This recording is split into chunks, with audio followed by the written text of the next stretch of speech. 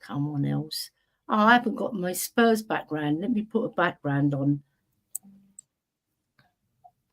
How many seconds is it now, guys?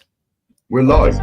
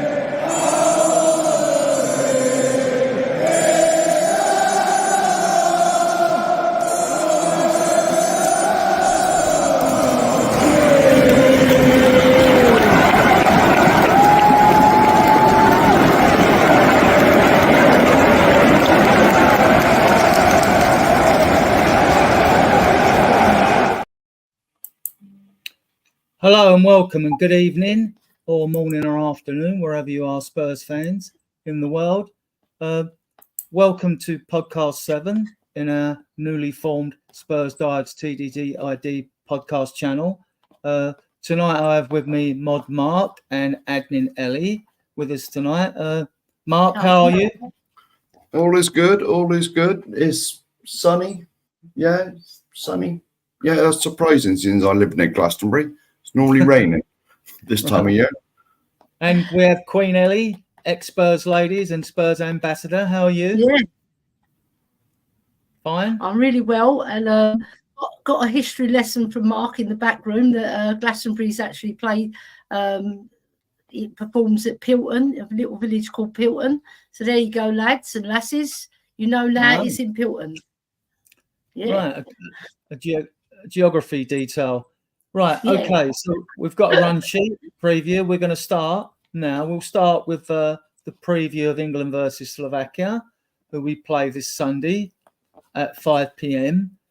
And I'm going to ask my guests, one, what team do you think Southgate will pick for this game? And two, I want them to play Football Manager and give me their team. So I'll start with Mark first. What team do you think Southgate will pick, Mark? Same one as normal. He does nothing different, does he? Even though the whole country's been crying out for the ones that come on the other night, it's always the same thing. The sooner we lose and he gets sacked, the better.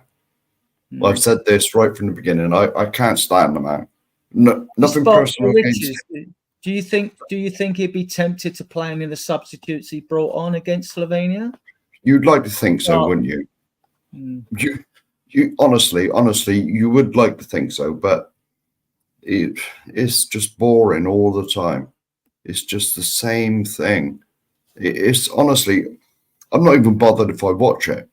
I probably will, but honestly, if you need to go to sleep, like just watch England. It's torturous. It's an effort just to watch it. So you're a typical. I'd class you as a typical exasperated and frustrated England fan. It's monotonous. The life force appears to have drained out of you regarding England. Oh, it has. So, what would you play? What would your ideal team be? Now, me, obviously Pickford. That's the goalkeeper. Like, you got to keep the same centre backs. To be honest, I forget who's in there. Who's the centre backs? Stones. Yeah. Oh, Stones and Guehi. Yeah, keep them. Yeah. Outlets. No. Yes. See, the left back's up in the air because Is mate who used to play for us, is he injured? I can't remember. I'm useless with names. I can't remember anybody's name. Well, you got Trippier there, haven't you? Yeah, Trips. But is he injured? Not is he injured or is he fit? I don't know. There is a rumor that Shaw started like training, so whether he'd be fit for this game. I mean, go on. I mean, you got to wonder why. I think it'll be Trippier. Go on, carry on. If he was injured, why did they take him in the first place? Yeah, good question. Yeah. Surely there's another English left back somewhere. Yeah. Surely. I mean, why take him and think, well, he might play 5 minutes? Yeah, lots of memory. So, because if I'm correct, the last game, Trent went to right back and Walker had to go over the other side. Is that right? I'm sure I saw that. Trent didn't start, did he? Gallagher started, didn't he? Yeah, but Trent ended up at right back. Yeah, is he that came right? on a substitute. Yeah, he came on and then went to right back because Trips went off and Walker swapped sides. I mean, by the time Trent come on, everyone had lost interest.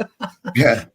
Well, I mean, but this is why I can't remember anyone's name, because it's that uninteresting.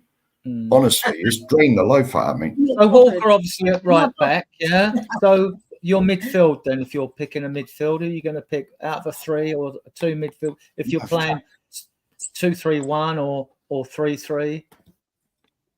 Yeah, but well, you got to have Declan Rice in there. It has nothing to do with he plays for Arsenal. It's nothing to do with it whatsoever. But I mean, even he hasn't been that good, really. He just passed it sideways. No. That's all he does. He just passed it. There's no progression of the ball at all. So would you bring Trent back in, or would you bring Gallagher back in, or would you play someone else? To be honest, I'm not interested in. I don't even know who's in England squad. Honestly. And, so, I mean, but we all know that Gareth Southgate's just going to play the same old team. And then he'll panic if we're losing and he'll chuck everyone on. I mean, you only got to look at our group. Was it Denmark? Slovenia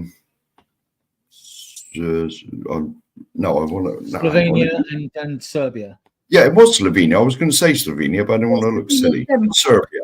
Right.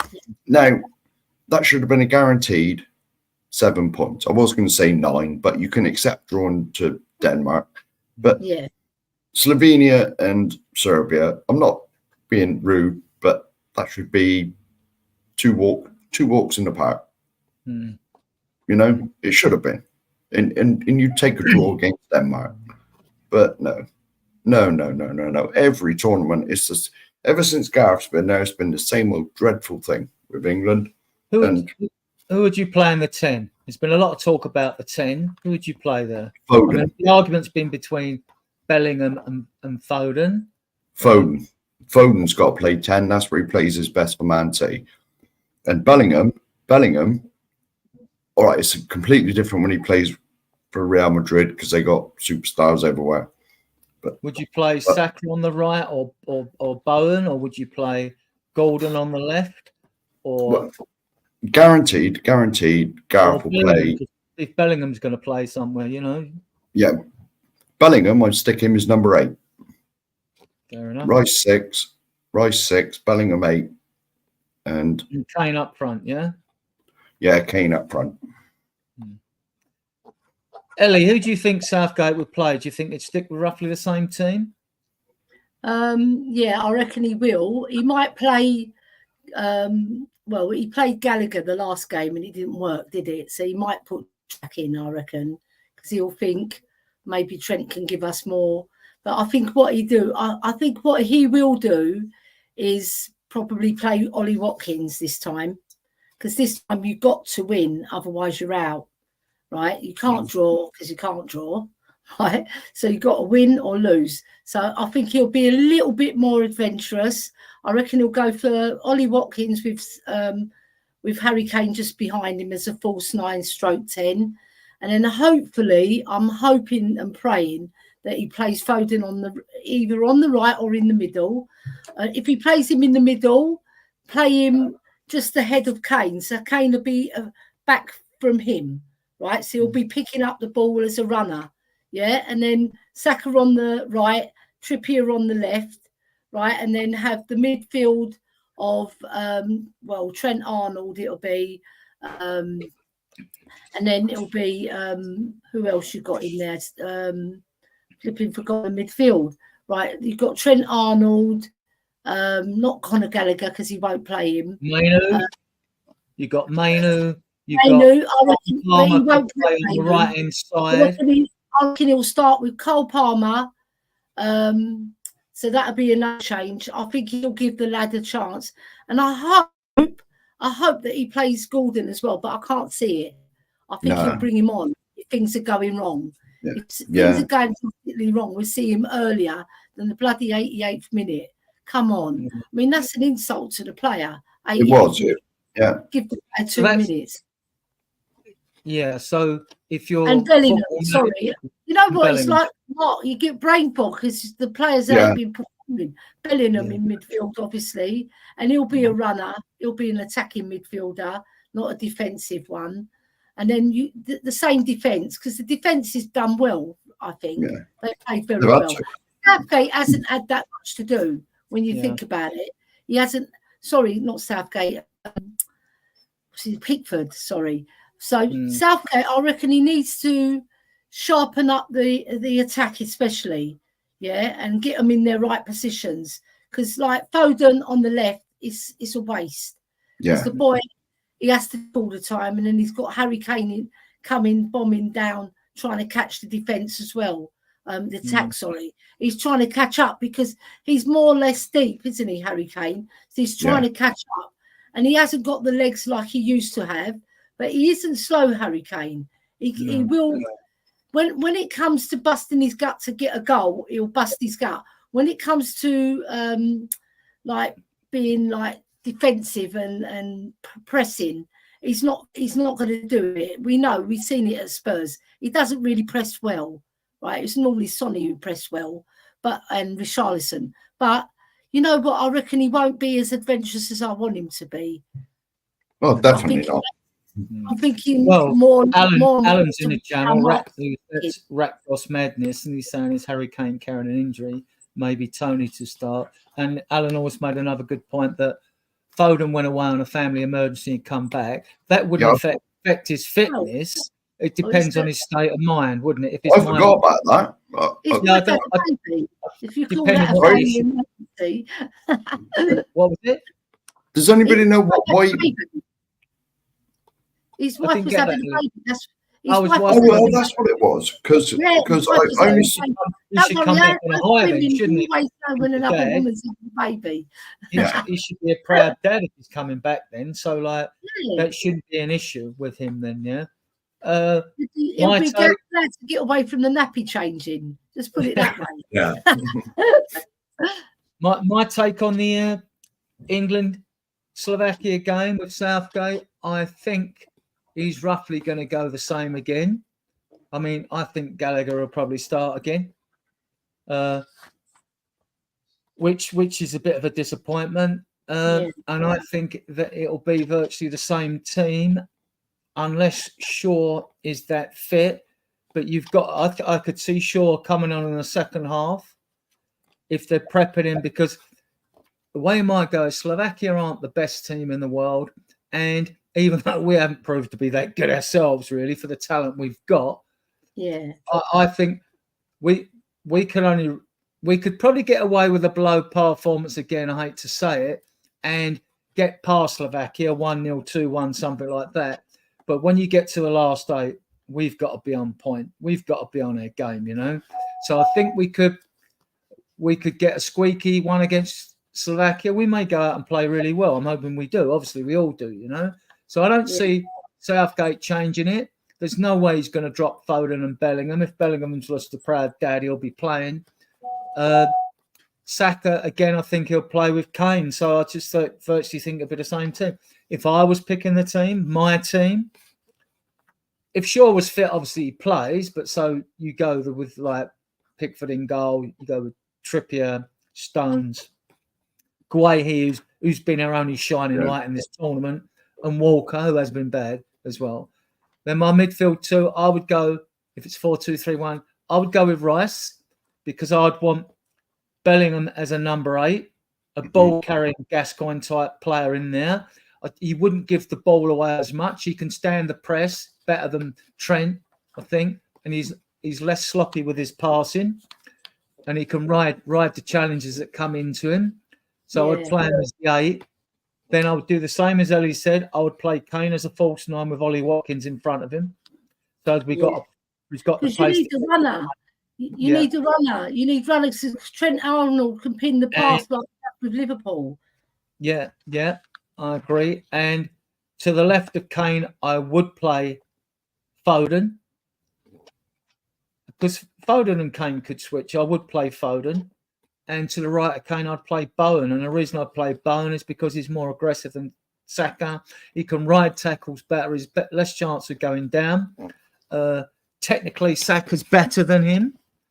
But I would play Foden. So, but then you've got options with wingers because you're only starting these teams. If things don't go well, you can still bring Gordon on. You can still bring Saka on. You can still bring Carlton Palmer on. But I don't think he's going to start with. I'd be surprised. That would be a surprise if he did. So that would be my team. It's attack-minded. Let's get a performance. I mean, I don't mind a good performance if it's 1-0, but we play really well and you can see cohesion amongst the team and we don't look so disjointed as we have done, then like, it's okay. Right. I'm getting some lagers in, getting half cooked, and then it might become a little bit more enjoyable. Well, yeah. Like if we lose, at least should be slobbering around the room. Well, if my eyesight goes a bit, I won't be able to see it. Godfather. You just be on the floor. Ben's got the right idea, I think. Well, I haven't This had a is drink the Modfather. since The the season's Modfather finished. is in the chat. I'm not going to start yet. I'll have a drink if England win the tournament. Miracles have been known to happen. Have a Right. If you that definitely ain't happening. I can do that for now. If you two have nothing else to say about England, Slovakia, well, we could bring the Slovakian team up, right, to see who we're up against. Most of their players are not ranked. I haven't got the team here. I have we got a picture for you? I'll read it out. I only recognise 2 of them. Read them out. So their last game, let me just get it up. Hold on, Slovakia. Right, so their team lineup was Martin Dubravka in goal, as we know, at Newcastle. And then right back, they've got Peter Pekarik. I think I pronounced that right. Dennis Favreau, left centre back. Milan Skriniar. And then David Hanchko at left back. Right, and then right of midfield is Juraj Kuka and Stanislav Lobotka. It's easy for you to say all of these. Stanislav, I know. And then Andre Duda, who scored their goal against Romania. And then up front, on the right wing, they've got Ivan Sharants, who scored 2 goals for them this tournament. So he's a danger man. David Strelec, he hasn't been on the score sheet yet, to my knowledge. I haven't seen him on the score sheet for the 3 games they've played. And then on the left wing, they've got Lucas Haraslin. So not household names, but we've got a few that we can pick out there. But doesn't mean because they're not household names that they can't beat us. Because we've seen it at Spurs when we played so-called farmland teams from Farmers League players. You're talking about Farmers League players, and they've beaten us or they've drawn with us, and we've struggled, right? So we've got to keep one eye on the ball and make sure that we play to our potential. Because if we play to our potential, we can beat any team. Well, Dubravka's, I think, still at Newcastle, and Skriniar, I think he moved from Italy to PSG, didn't he? Yeah, into Milan. They're the only two. And the other centre back, I think, was a big money sign. And apart from that, all their players are sort of around the €5 million bracket. Yeah. So we can. The vodka, I've heard of him. You're right. I've heard of him. Yeah. He's a pretty good midfielder. But you know what? These teams, right? We have to be on our guard because they're going to be up for it as well. They'll want to win. They don't want to lose. So we've got to go out with the right mindset and play our stuff and actually play to how we can play, because we weren't tipped as a tournament favourites for no reason, right? So let's see if Southgate can pull one out of the bag and actually get us to the last 8. I'm not just saying this because I'm English, but whoever plays England is always a big draw. England are one of the most famous teams in the world. Yeah, you know, I mean, after all, we invented the game. You know, we've always been that big. We've always been classed as one of the big teams. So whoever plays England is, well, that's Brazil or that. It's always been a big game. It's always televised right around the world as well. Yeah. I think it could turn out to be a close dour game, not because our previous games have been dour. I don't expect Slovakia to go toe-to-toe with us.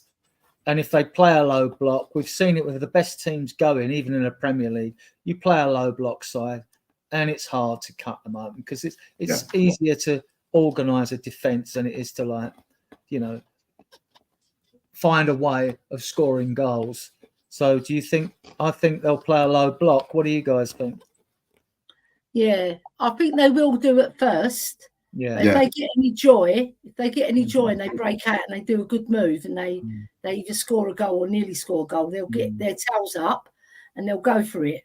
Because when it's nearer the time, if it's still 0-0, right, and say there's 20 minutes to go, they're going to go for it. They're not going to play the low block because they know personally, that if they score a goal, they're going to win.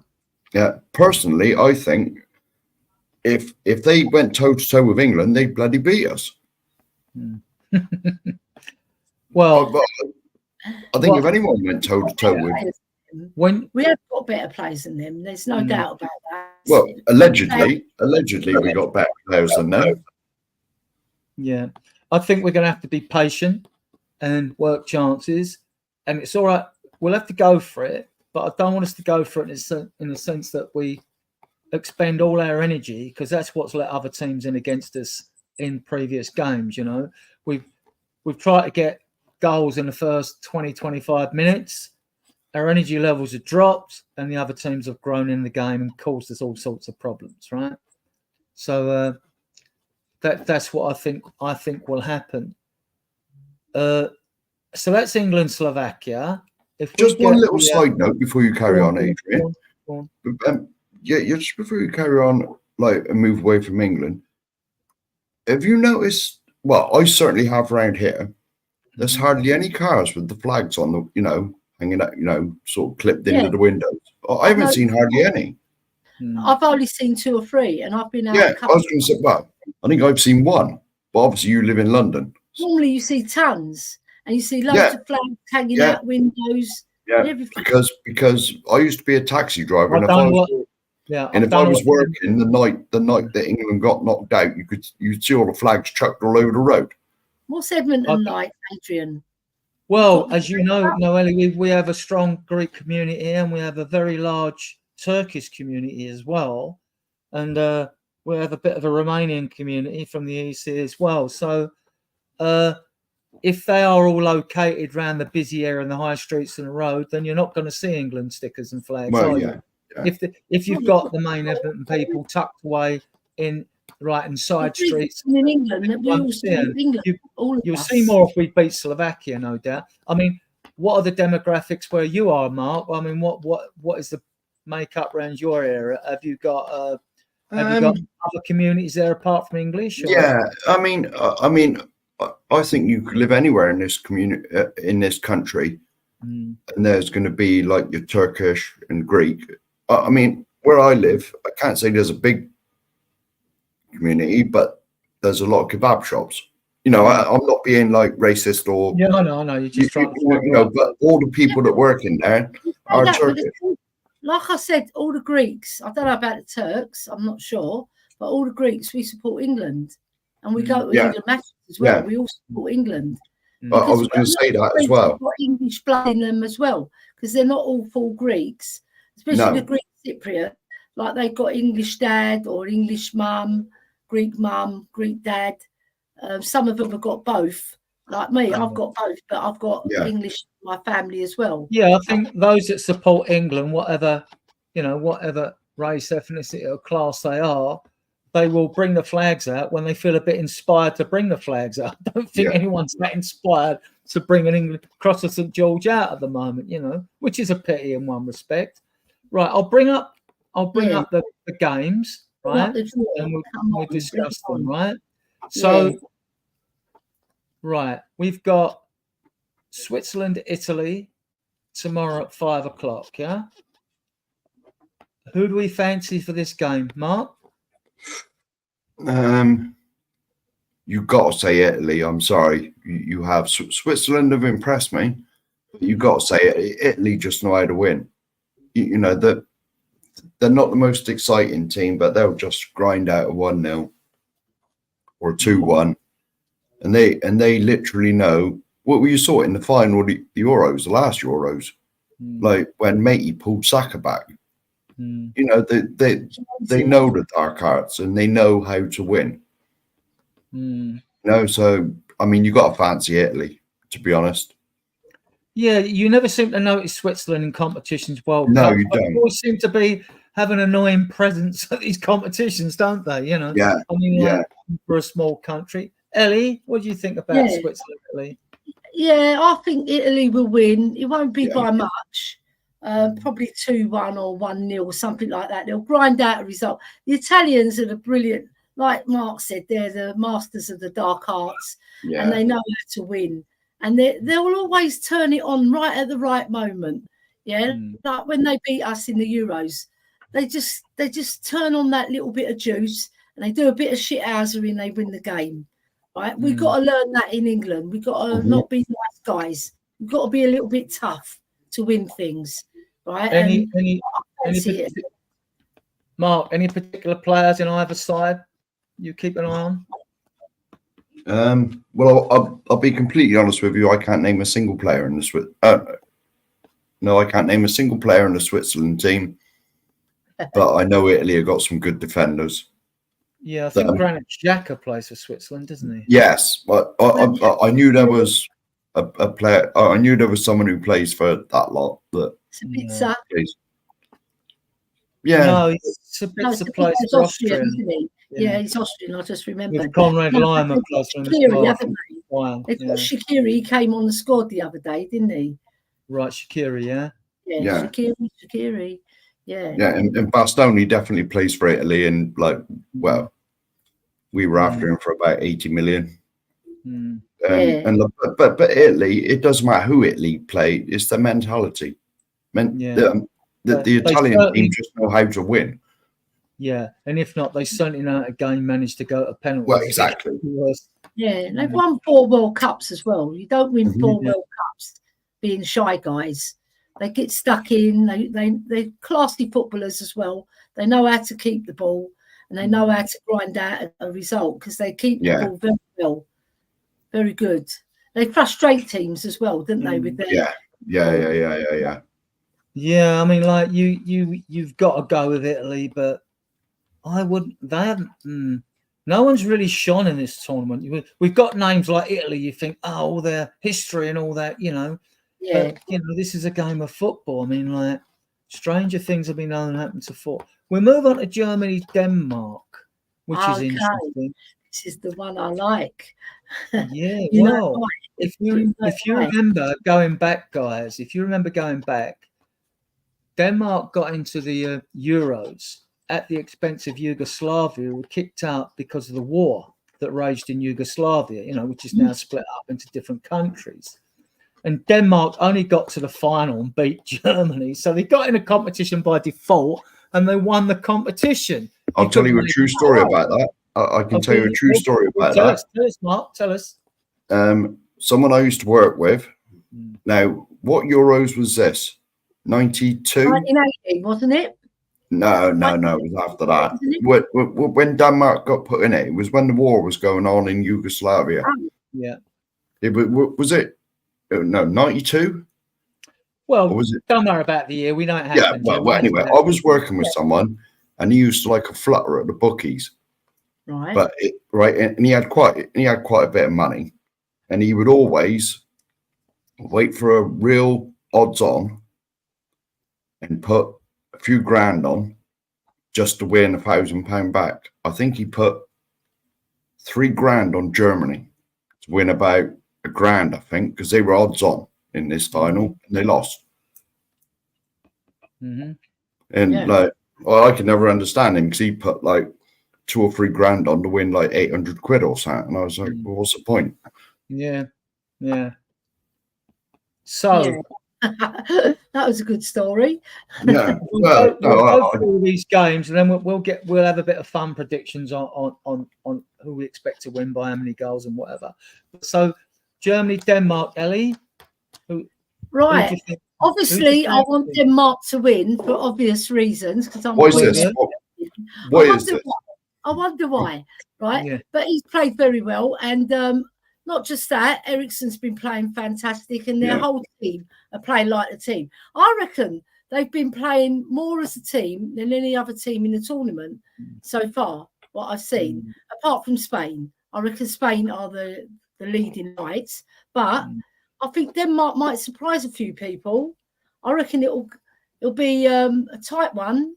I don't know, because Germany are the host nation, right? You'd fancy them, but they failed at quite a few tournaments, right? So I'm thinking Denmark going to win, and it's not because Pierre-Emile Højbjerg. I just think Denmark will win because I think they've got enough in their team, and they really do know each other's game because they've been together a long time. Those Danish players, and they've got Højlund who's fresh to the team, and he's raring to go. He wants to score, the boy. Right, because he got hauled off the last game, so I think he'll want to impress the manager and get a goal under his belt. Don't write Denmark off. Just put it that way. And I can't remember now when England played Denmark. I know the starting lineup. Damsgaard didn't start. He plays for Brentford now. We were looking at one time. And do you remember he scored that free kick against England, didn't he? We won 2-1, didn't we? Yeah, and they've got a lot of energy, Denmark. I haven't watched Germany this tournament, I've got to admit, so I can't comment on Germany. I know they beat the Scots, but they're an energetic side, Denmark. Germany will know they're in a game. They all know they're in a game. I don't expect that. I expect that to be a very close game, 1 goal in it. Yeah. Without a shadow of a doubt. Without a shadow of a doubt. Everybody, Germany aren't the team that they were when they used to beat England in nearly every tournament on penalties. Yeah, you know what I mean? Because it used to happen regularly. But anyway, penalties. But I think the Germans, they're quite cool, calm, and collected when it comes to penalties. They don't stress over it. They just get on with it. Whereas you can see our players have got the weight of the press, the weight of the fans. They go up and they look nervous, and they invariably miss. We've seen so many tournaments. So disappointing. But Germany definitely aren't the team they were 10, 20 years ago. Definitely not. And Denmark impressed me. Denmark deserved to beat England. They did. To be honest. It's going to be a close game, but you got to sort of fancy the hosts, to be honest. But home crowd support may get Denmark will have good support. But to be honest, if Denmark won, I wouldn't be surprised. No. Germany just aren't the Germany of old, are they? They aren't the relentless know how to win a game no matter what machine, are they? No. Normally you'd expect any time there was a European or a World Cup, everybody goes in it for fun and Germany walk off with a trophy. Like that's what it used to be like, Well, it's changed now. I mean, teams are better organised. Especially low block teams. It doesn't matter who you are. If you're a low block team, you always simply make it difficult for other teams. Right, let's move on to Spain, Georgia. Everyone's been raving about Spain. I think Georgia have been the pleasant surprise of the tournament. There's always one. Mark, comments on Spain versus Georgia? Yeah, to be honest, I've probably missed the best games that I've hardly seen anything of Spain in this tournament. But I mean, I've seen Georgia and they look they looked a really good team. It's like you said, they are the surprise of this tournament because Georgia's, well, as far as I know, I'm not the best at geography, but Georgia's only a small country. Yeah. You know, but I mean, that's another game. You would say that Spain will win it easy, but it wouldn't surprise me if it went to penalties, you know, or Georgia won even. It wouldn't surprise me, but I can't see it. I mean, you got to fancy Spain in this one. Any players you know from both sides? We don't know any Georgia players. I think the Napoli winger, the one is very hard to pronounce, Carvet Chevalier or whatever his name is. I think he's Georgian, is he? Yeah, he's the all right. All right, I've heard of him. Spain, Morata's been playing for Spain.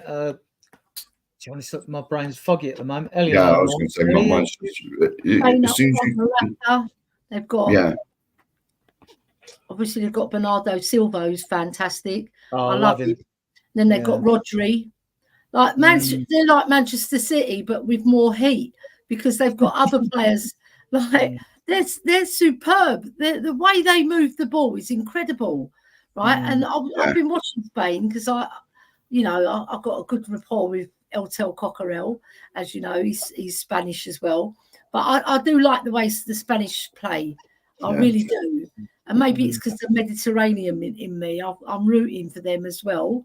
Obviously, I want England to win more than Spain because I was born in England. I'm not Spanish, but I like the way they're playing. I like the way Georgia play as well. They move very cleverly. They've got their individual stars as well, right? But do you know what? I think Spain will win. And I think it'll be 3-1 on the day. I think they've just got too much class and too much experience over the Georgian players. But I think Georgia will give them a good fright. I think they might even it would be a big upset. The unknown thing in football is you never know if someone's going to get a red card or something. And suddenly that is it. So, you know, Spain got a red card. I'm not saying it happened. I wouldn't wish it on them anyway. Like, you know, but doing that. but that could happen. And like suddenly Georgia fancy their chances of getting something out of the game or getting to penalties or whatever. You never know with football. But you know, if things run how we expect them to run, then you can't. It would be a big upset if Georgia beat Spain. It would. I'm not just saying this. I'm not just saying this because, well, I'm not even sure if they speak the same language. But Spain have always reminded me of Brazil, the way they play football. Do they speak Spanish in Brazil, or is it Portuguese? No, Portuguese. Oh well, yeah, it's close enough.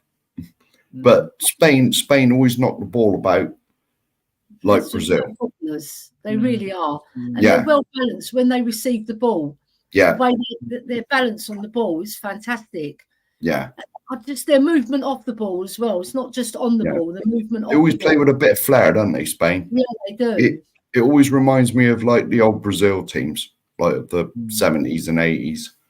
Yeah, because they flattered to deceive for a long time, didn't they? Because they had all the credentials to win tournaments, but they weren't quite winning.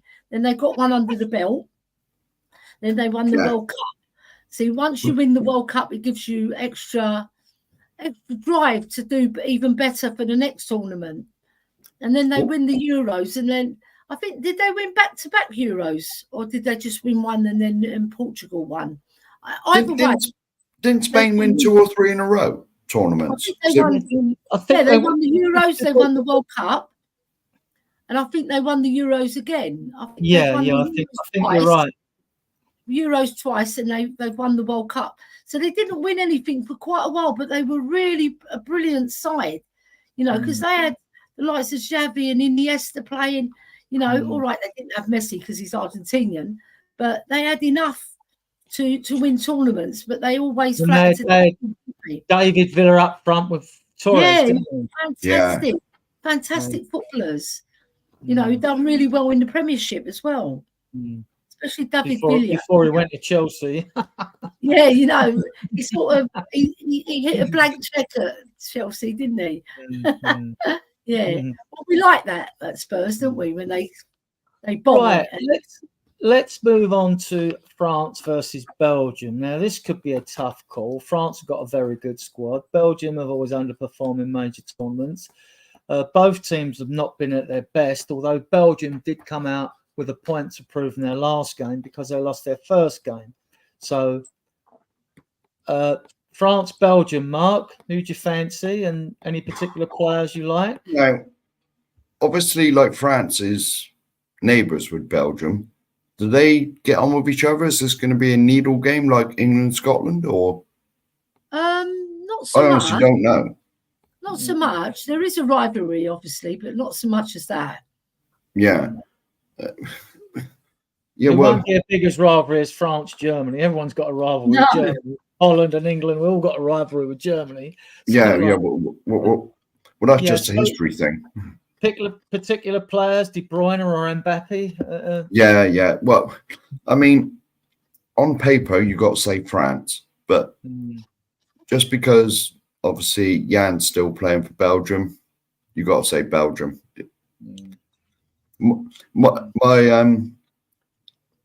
My head says France, my heart says Belgium.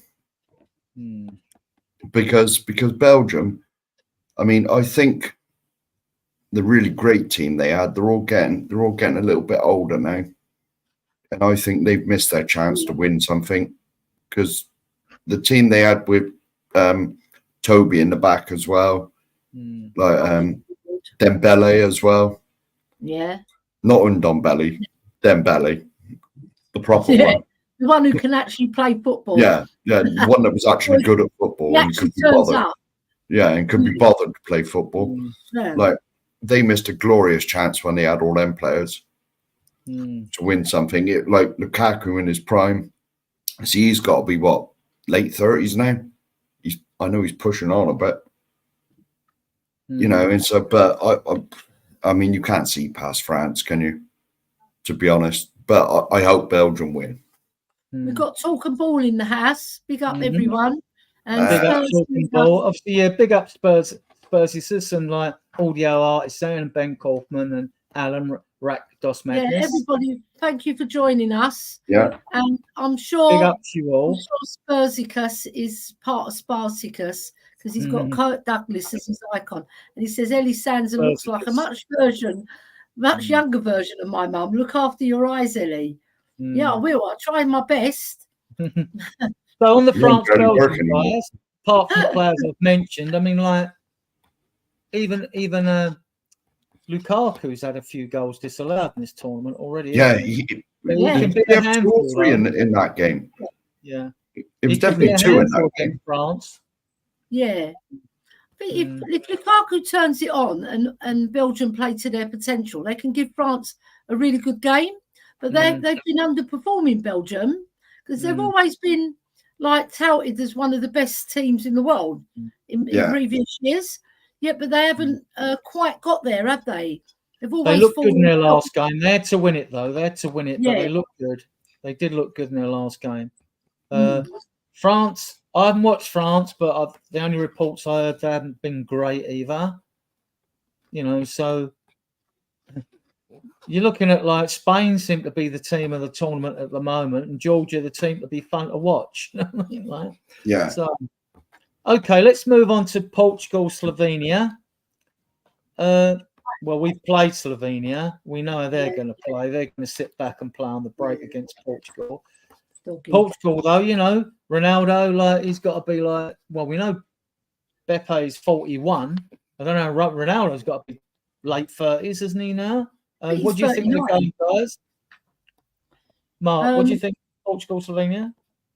Well, you got to say Portugal, aren't you? To be honest, but yeah, I was going to say Ronaldo's got to be 40, hasn't he? Or very near. I think he's 39, coming on 40. Yeah, I was going to say he seems. I think he's 39. He just seems one of these players that's been about forever. Like, you know, but that's why. Yeah. They've got a good blend of youth with old age pensioners, though, haven't they? Yeah. They've always been a very impressive side, Portugal. they always remind me. All right, they're next door to them, but they always remind me a lot of how Spain play. You know, it's that sort of swagger in their play all the time. You know, Caldas plays for them up front, I think. If Yeah. you're in midfield. and you can always well you can see that the Spanish and the Portuguese had a lot of influence in South America because the way they play football is, or you know, what it's almost like the way that well, certainly Brazil play, you know, and to a certain extent Argentina. There's that swagger, you know. I mean, Portugal have always sort of a very similar side to Spain. Maybe not as good, but they always try and play the same way. Yeah, Mediterraneans. Yeah, Mediterranean footballers. They play on the beach a lot, you know. Yeah, and they play on the beach. They get stronger muscles, and when they're youngsters, they're playing in the street. I know we used to do that back in the day when we invented football. We used to play on the streets. Now, like Adrian, you said the other day, it's becoming robotic. It's a passing team game. Just pass. No individuality. So we got to come back to our roots and start playing like we used to when we won the World Cup. You had loads of flair players in that 1966 team. Fantastic team. And you had your strong men as well. So we've got to get back to playing it like that in the Premiership as well. So when you think about it, right, the Premiership is quite it's run by foreign players. There's minimal English players that make it into each team. You might get 2 or 3 if you're lucky, and then if you're very lucky, you get 4 or 5. But it's very rare. Yeah, right? So, I mean, you take Spurs under Poch. We had six players in the England squad. You had Kane, Dele Alli, you had Dyer, and Winks, and then you had Walker and Rose. Yeah, that was brilliant. So now Maddison can't make the squad. So and yet with the English players, we did really well in the league, didn't we? Because he's more talented as a footballer than most of them that you've mentioned. Yeah, you know, but he's been stifled, isn't he? Because we're playing a passing game. Yeah. I'm a believer if a team does what I suggested, and if they're going to play a 4-2-3-1 with a striker, false number 9 behind a main out-and-out striker in the Premier League, I think you'd see a lot more goals. But at the moment, most teams, everyone's playing the same way with one striker up front. Yeah, you know, because it's safety, it's risk averse. You know what I mean? First, you know. Yeah. Everyone's frightened to take the risk. Everyone's frightened to put a cross into the box because their stats will look bad. If you know, that's the way football is. But it needs to shake up. Right, let's move on to what I think is going to be a very interesting game: Romania against the Netherlands. Mark, what do you know about these teams apart from VDV? Oh, well, Romania have impressed me. Yeah, me too. Romania have impressed me, and like the first game, well, obviously, the Dragon was the man of the match, but Romania. See, I went to town the other day, and there's one of my taxi driving friends, and he's Romanian, and he said, look, when they started the tournament, they thought they'd be out. You know, Romania went in there with no form really. And, you know, and he was saying about like the team and that, they're looking good, Romania. Yeah. And the Netherlands, they've looked sort of average. Yeah. You know, they haven't really any particular players? We know we got VDV and the Liverpool centre back. But VDV wasn't picked for the first game. I think he was on the bench. And Romania. I was going to say he's been on the bench for all of them. Has he been on the bench for all of them? Because it's been the Liverpool centre back, Virgil, and another in it, but not VDV. I don't even think Van der Ven started. Dumfries is one of the fullbacks, and I can't remember the other fullback. Yeah. I'm not sure Van der Ven's actually made a start. No, he hasn't. No, I was going to say I didn't think he had. Romania move the ball well though, guys, don't they? Yeah. But Yeah. Well, they're another team that certainly aren't the team that they were back 20 years ago when they had like Van Basten and all that lot in there. Because there was one game when they actually absolutely destroyed England. And that's when England were quite good. They're the elite of the elite. Yeah. Even then, they didn't win a tournament. They didn't get up one to the line. Yeah. They're the nearly men Netherlands. They should change the name to nearly men. Yeah, you go back to, with Romania, you go back to Hagi and Lakatush, you know, playing for them. We had Dimitrescu and Popescu, didn't we? Yeah. West Ham had Florian Radichoiu, I think it was, as the striker for them, for Romania. They had them at the time, because at that time I think Romania made the last 4 of the World Cup, and like so naturally teams went cherry picking their players because they had good World Cups, and because we're a bit arrogant in the West, we tend to ignore the East German teams, and we get surprised when they do well, especially a small team like Croatia. You know what I mean? Things like that. Well, look what they've done in tournaments, you know. So they've been very impressive, haven't they? Yeah. I fancy Netherlands to win, though, because they've got more experience in these sort of competitions, and they always tend to do well, but they don't quite win the tournament. So I think Romania have got a lot going for them. I just think Netherlands have just got too much experience, and I think they'll just pip it. But I want Romania to win, even though Van der Ven plays for Holland. I like the way Romania play. They play very flamboyant football, you know, individual skills. Not so much. They do play as a team, but they're not so much reliant on the team play. They're very skillful players, right? And they've stepped up their game. So let's see. That might be the one that might shock us. Romania beating Netherlands. And Dan Petrescu was a good player. Soren, I sent you the link if you want to come on, mate. I've sent you the link, right? Come on, Soren. Pick up, Soren. That's going to be an interesting game. I mean, to me, when I look at them, look at Romania and Netherlands, although Romania moved the ball well, I think both teams seem to be. They appear to me, I haven't seen a lot of either of them. They both appear to be better defensively than they do going forward. But I'd give Romania the edge going forward. I fancy Romania to win that game. Yeah, but see, Netherlands have got Depay, who's been playing quite well in this tournament. Been watching him, and Bergwijn. He's not playing quite the first team, but he's getting in there. Yeah, but I think Netherlands are just too experienced for them. You know, they've got the edge, and they always get to the quarterfinals or semi-finals, and sometimes they even make a final. They made the final of the World Cup a couple of times, but they've lost. So, like, they are the nearly men. They just got maybe this team is the one that's going to shock people. Right? They haven't got the massive stars of yesteryear, but they've still got some really good ones with Van Dijk.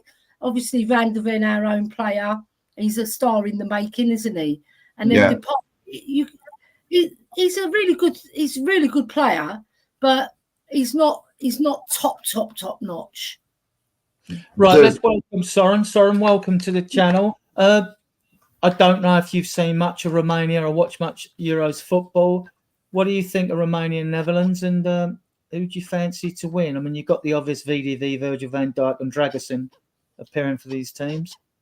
Yeah, I think the two Romania has been a lot better than I was expecting. I think, like somebody in the comments has said, you know, Hadji's son's looking decent. If he gets anywhere near what his dad was, then that could be a good player. But yeah, I think it's going to be a good little match. That Netherlands have still got something to prove.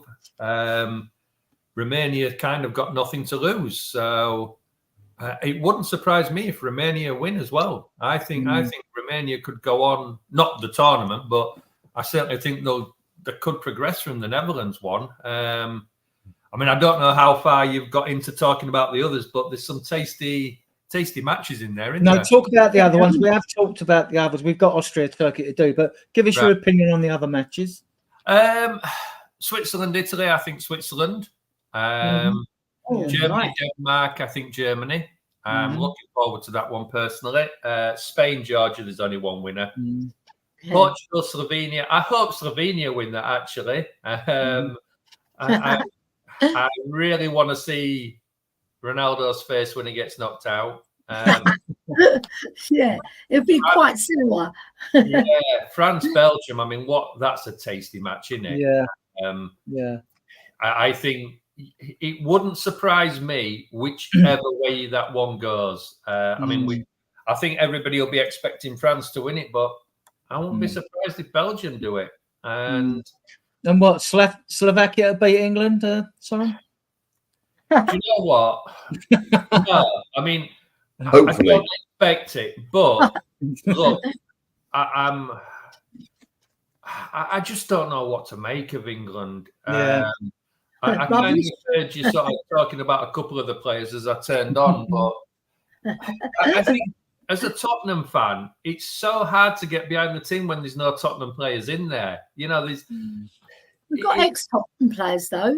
Well, we've got ex-Tottenham players, but you know, I mean, what chance have we got when Harry Kane's in the team now? We're never going to win out. I don't know. I just find it so hard to get behind. I kind of stopped watching England. I used to go to quite a few England matches and down at Wembley and things like that. But I think since almost probably as long as Levy's been in charge of Tottenham, I've kind of fallen out of love with the international scene. Fair enough. You know, you looked at the sort of golden generations when we had Beckham and things like that, and then you kind of think we missed our chance. You know, we came close a couple of years ago, but I don't know how. It's just okay. Let me ask you the same questions I asked Ellie and Mark. What team do you think Ange will pick to play the game, whether it's the same one or with one or two slight variations? And Southgate would pick. Sorry, not Ange. Sorry, Ange. If you're listening. Sorry, I'm so sorry. Don't ban me from the Spurs ground. And as football manager with that squad, what team would you like to pick? So 2 questions for you. From the actual squad that's there,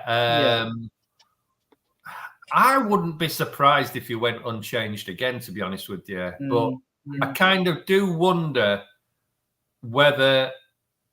No, I can't see him dropping Harry Kane. I wouldn't be surprised if we went with the same starting 11. Who would I pick? Do you know what? I don't know if I'd really change much myself. I'd like to see Cole Palmer up there. Maino looked okay when he came on with little glimpses of what he can give us. Palmer, Mainu from Man United. Golden only got about 5 minutes of that. 2 minutes. Well, 2 minutes of normal play anyway. I mean, 8 minutes. I expressed the fact that I would like to see Rice and Bellingham as the midfield pivot because I'd like to see Bellingham as the Gaza number 8 ball carrier. He could do that and he wouldn't give the ball away. And my idea was, this is not going to happen. It's just pure fantasy. My idea was I would play Kane as the 10 with Foden on the left, Bowen on the right because he's more aggressive. And then with that system, you could play Ollie Watkins up front. So you'd have Kane behind Watkins. You've got a runner who can run down channels. You're not dropping Saka then? He's not going to drop Saka. Well, but then you've got Saka and Gold anyway, because when you're picking a team, you're not necessarily saying you're picking them for 90 minutes. Yeah. You are if it all goes well. But, yeah, Saka to me is technically better than Bowen. But Bowen just gives that aggression. He stands on his feet. Yeah. You know, so, and I think we need to show a bit more grit. And I think that could work. Do I think Southgate would play? Everyone says that Bellingham's used to be playing in the 8. I mean, someone even suggested me the other day, well, if we're weak on the left, get this in case you haven't heard it, that when Saka came into that Arsenal team, he came in at left back. Yeah, that's right. Yeah.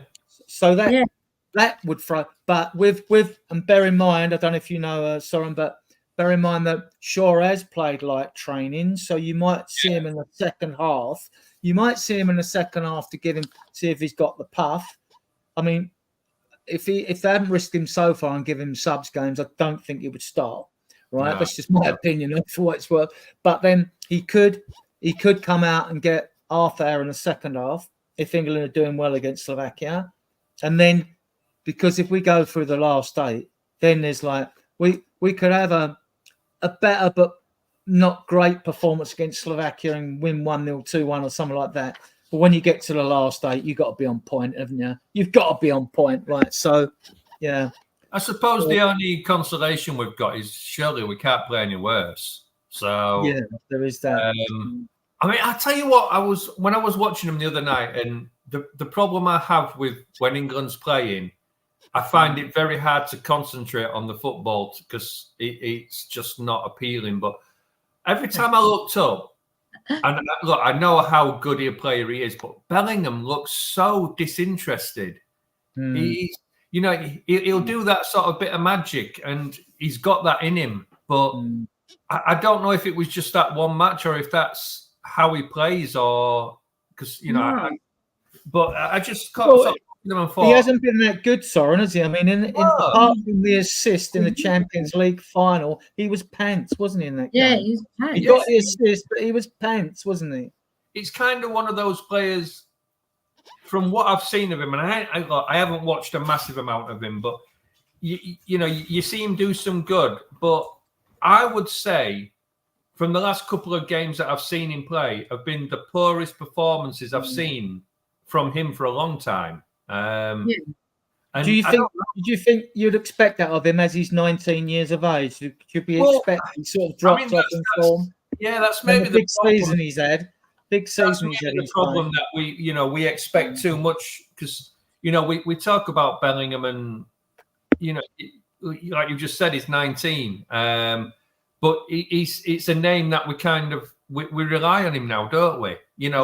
He's our big player almost, and at 19 you forget his age, I suppose. So yeah, I mean, I suppose we should give him some slack because it's not fair as a 19, but then. At 19, if you're playing for your country, you're good enough. And can you afford to have those off games? I don't know. I mean, I don't want to be critical of him, but when you rely so much on a player like that, you can't afford to be having off.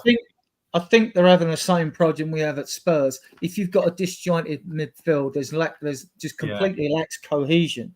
We all know. I mean, like the chat knows, everyone knows, you're taught at a young age when you play football. Most games are won and lost in midfield, and the midfield has been pants, right? Yeah. And if you can't fix the midfield, same with Spurs, you might get lucky up front with long balls and things like that, and you might get lucky in some games, but you're not really going to go on and win stuff if you haven't got a good midfield, as far as I'm concerned. It's key. This is what we said under Conte, wasn't it, about Tottenham, that with them 2 in the middle, we will just overrun every game. Now we've kind of got 3 in the middle, and then all of a sudden they don't seem to play together. And it's kind of like the same with England.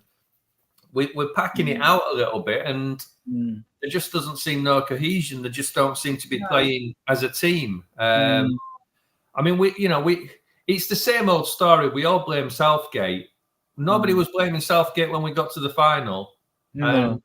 Nobody was. No, and we did play better. I mean, we can't pick the opposition we play against. That's all down to the draw. So people said, "Oh, we're lucky with the draw." Okay, fair enough. About time we were lucky with the draw, then, right? As far as I'm concerned. Yeah. But like, so we played well in those games, getting to the final, and some of them games getting to the final.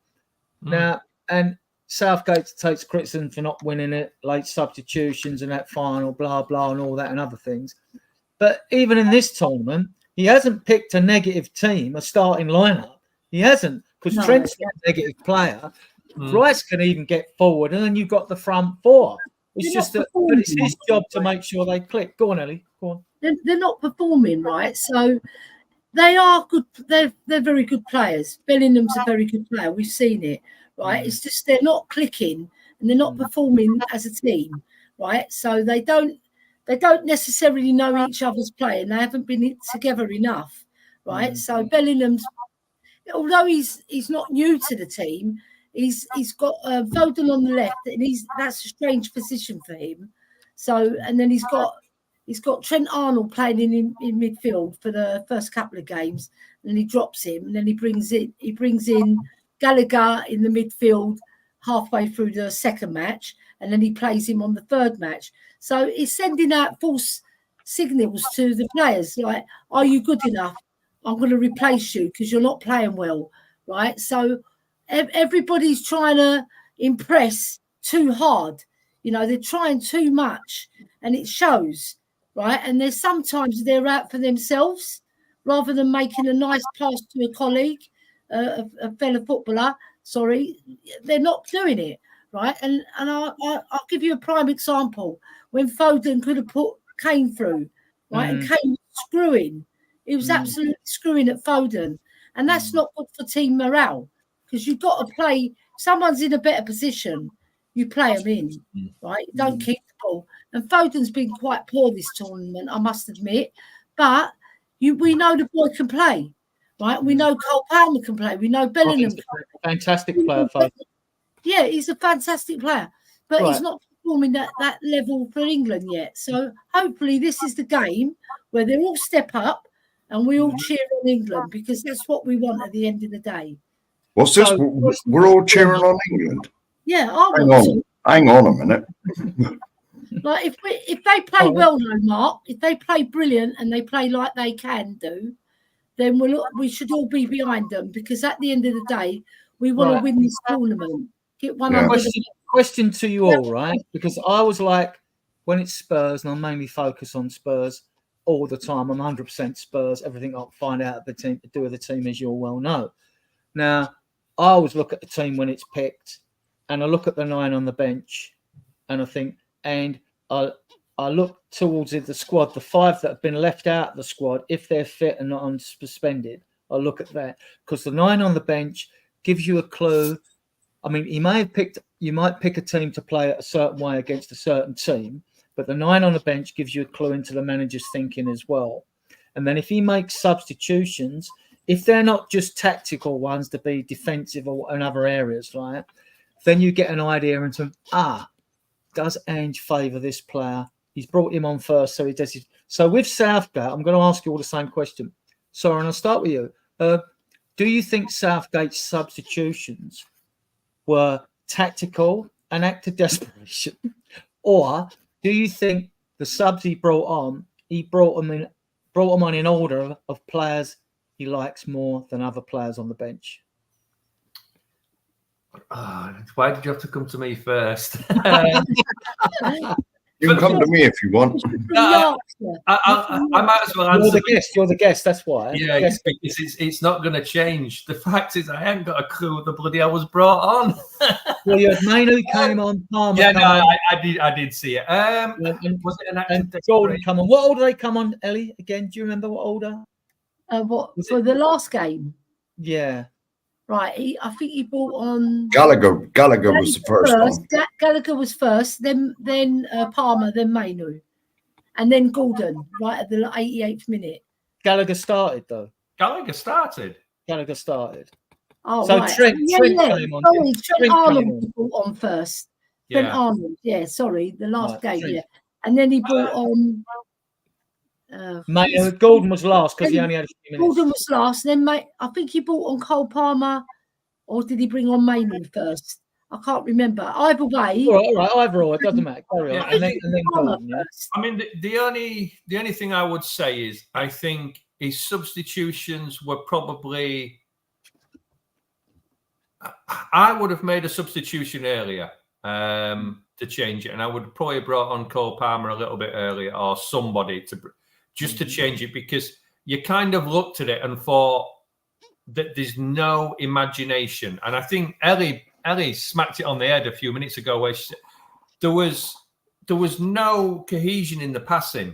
You know, that bit where Foden didn't pass to Kane, there was a few other instances where you think there were passes on that could have broke them down, and they just didn't do it. But I wouldn't say it was an act of desperation. I would say they were calculated changes, but possibly 5-10 minutes too late.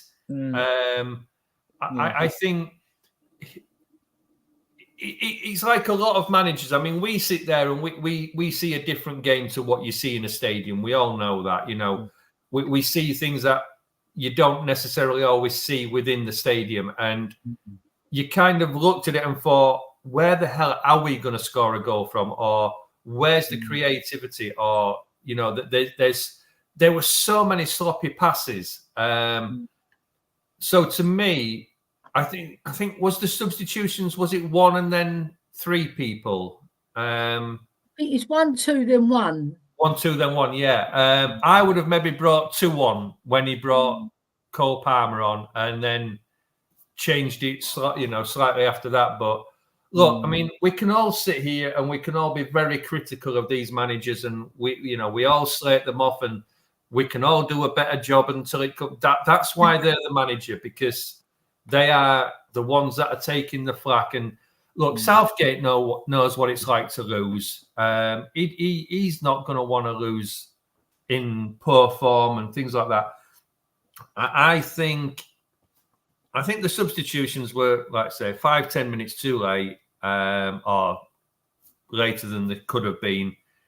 But I like to see these managers, you know, if we've not done anything in the first half, make a change at half time. What's wrong with them? You know, we've said this about Anjon once or twice, and sometimes he's made that change at half time, and sometimes he hadn't. And you think, bloody hell, that's a good change. That's really changed it. And other times you're screaming out for that change. And I think the England match was screaming out for a change at half time.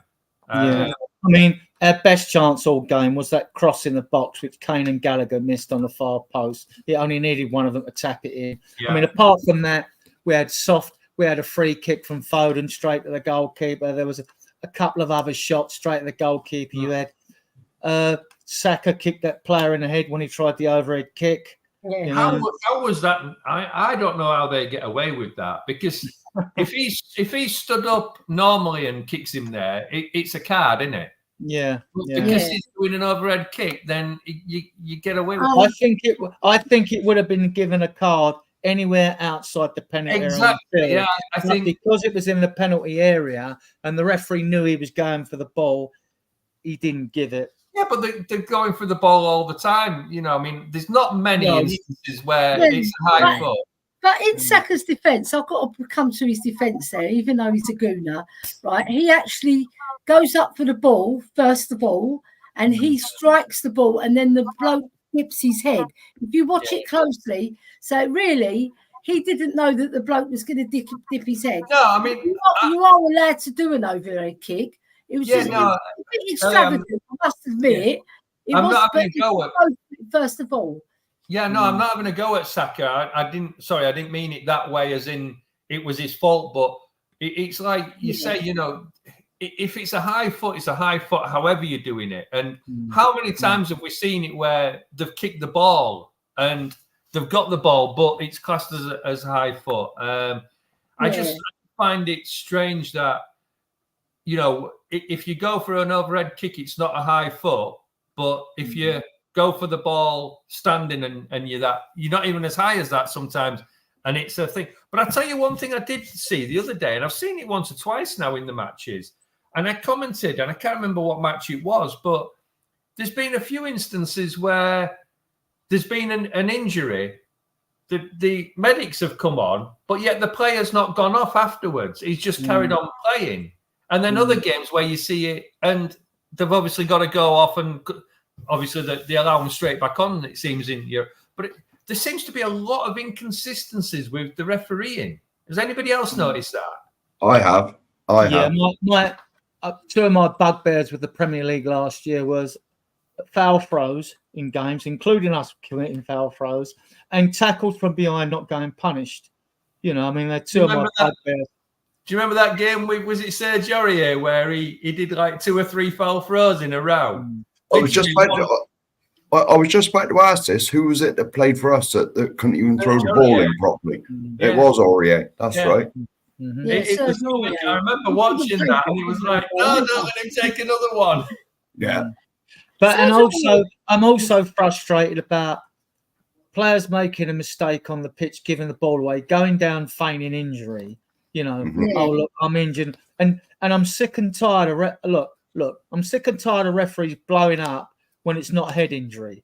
I thought it was only for head injuries you blow up, because these players, they're cheating. They're deliberately stalling to stop the game. And then the home fans or the away fans are all booing because the referee has them. It's like it's like a soap opera, really. You know, they're blowing up just for that. And I think they should put a stop to it. They should put That's the modern game, though, I think.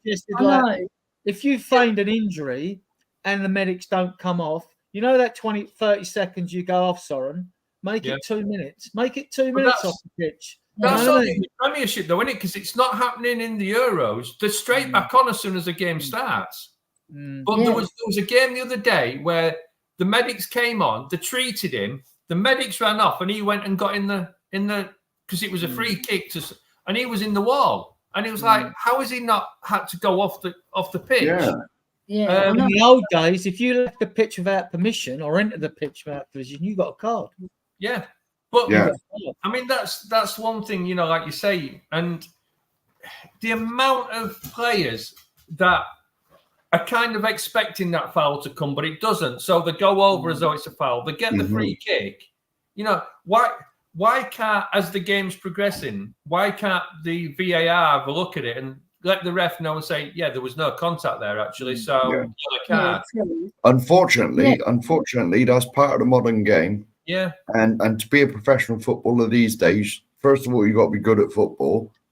And secondly, you've got to be an actor. Yeah. And that's I like your idea, Soren. I like that, because if you can have goal line technology on the referee's watch to say the ball's not over the line, surely VAR could signal the ref and say, no contact. Don't stop the game. Don't stop the game for that player. He's dived or he's like. Well, even if you have stopped it and he's given the free kick, what's the turn around and say, you know, if VAR's quick enough, which obviously we know in England they're not, but that they just turn around and say no contact, and then the free kick goes the other way. Yeah. You know, I mean, you've stopped the game and you yell a card. We've got to do something about this cheating, because look, I mean, you know, if there's the slightest contact, and that's fine, because we always used to say with Gareth Bale, if he's running full belt and there is the slightest touch, he's going down, and it's not because of cheating, it's because of the speed he's running. Now, some of the fouls that you see, you can see there's daylight between the players. But they've gone down because they're expecting that touch. Well, that to me is cynical foul. You know, it's a cynical. They obviously haven't watched old style football. I mean, it's like ballet on grass now compared to the tackles that went in a while back. You don't have to go back too far for tough tackles. The 90s even, you know. Yeah, 80s definitely. Oh, I mean, you know, when you used to watch Gary Mabbott and them lot, and, you know, flying into some of those tackles, and you look at it now and you think, Jesus Christ, you know, none of these players had ever get up from a foul back then. And there weren't even fouls back then. Yeah, you tickle them with a feather and they go down like a sack of crap. You know what I mean? Like, and sometimes, lads, right, there's so much money in the game, right, that this cheating has been like thrown out of all proportions, because they know, right, they're going to get win bonuses if they win. There's so much money in the game, especially in the Premiership. All the money's there, right? And all these other players are trying to get into it, apart from the Italian boys. They want to stay in Italy, most of them, right? But, you know, there's so much money in the game. It's spoilt it, because now we're watching a lot of cheating, a lot of diving, even from our own players this year. We've seen it, right? We've gone off at a slight tangent, but it's been good. It's been good. It's been a good discussion, because we still got Turkey and Austria to do, right? I only know two. I thought we'd done that. Oh, we haven't. Got one more game, Austria and Turkey. I only know Sabitzer and Konrad Laimer, who's at Bayern, I think, now for Austria. I couldn't name a Turkish player. Guys, Mark, we come to you first. Who do you know in the Austrian Turkey team? And who do you fancy? The ones you said. and I can't even remember them. That's how good my memory is. Right. Are the bomb traps from Austria? Yeah, I think so. And was it the Great Escape? That was that Austria? Or was that Germany? Well, they're next door to each other, so it's close enough. Yeah. They're more or less the same country, aren't they? Yeah, Sorry. well, they are, aren't they? Well, if you remember the world, because this is why all the last group games got to kick off at the same time now. After Austria and Germany had a kickabout for a 0-0, when they knew that a 0-0 would put them both through. They're like brother and sister, aren't they? Germany and Austria. I haven't watched either team, but Austria came at this tournament with about 7 wins on us, but they were unbeaten in 7. Yeah, Austria have been impressive. I don't really know a lot about Turkey. No, really. Ellie, do you know anything about these two teams? Well, they've got Kaliloglu, who scored a goal the other day in their last match. He played for Barcelona, so he's a very good player.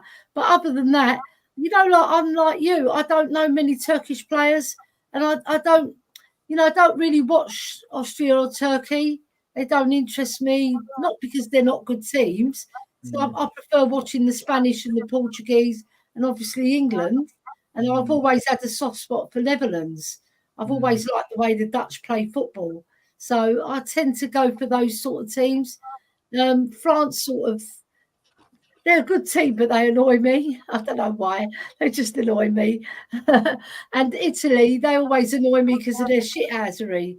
But no, Turkey, I think Turkey might pip it because you know what? The Turkish, they're a very dogged team and they've got their flair players.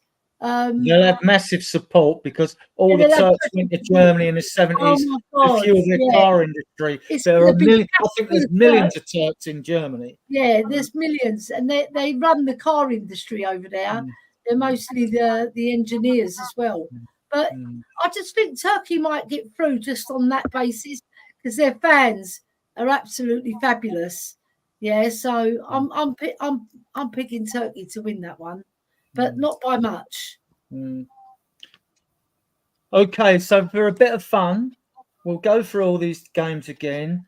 Want your prediction score lines or if games are going to go to penalties as well. So we start with Switzerland, Italy. This will be easy because it's just fun. Right. Soren, what do you reckon the score will be?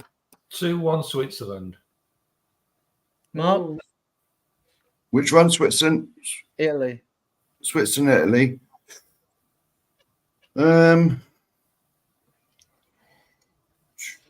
1-0 Italy. You see, I think the thing with this one is it depends which Italy team turn up. If it's the defensive one, I think Switzerland will win. If they come out and play, then Italy could dominate it. But I'm going to go Switzerland still. Ellie? Right, I'm going to go for Italy. I'll say 2-1 to Italy because they're fantastic at grinding out a result, and I think they've got just a bit of an edge over Switzerland. But Switzerland will give them a good match. Can I just point out, though, if Italy get knocked out, we might get Calafiori quicker. Yeah. We might get somebody signed. We need to get an Italian boy in, don't we? My heart would like Switzerland to win because I like the chocolate. No, my heart would like Switzerland to win. I'm fan of cuckoo clocks. No. But I mean, like, I'm taking this game going to penalties and Italy to do it on penalties. Did you say the cuckoo clocks? A bit of humour in there, right? Yeah. Okay. Now, another interesting one because Denmark did beat Germany when they entered the Euros on default way back when Yugoslavia broke up because of the war and they were kicked out of the competition. Denmark came in the back door, went to the final and beat Germany in the final. So 3-1. Was that 3-1 or 3-0? So Soren, Germany, Denmark. I can only pick Germany. Sorry, I've got to go with Germany. I'll get shot by the family if I don't. So, Germany. I'm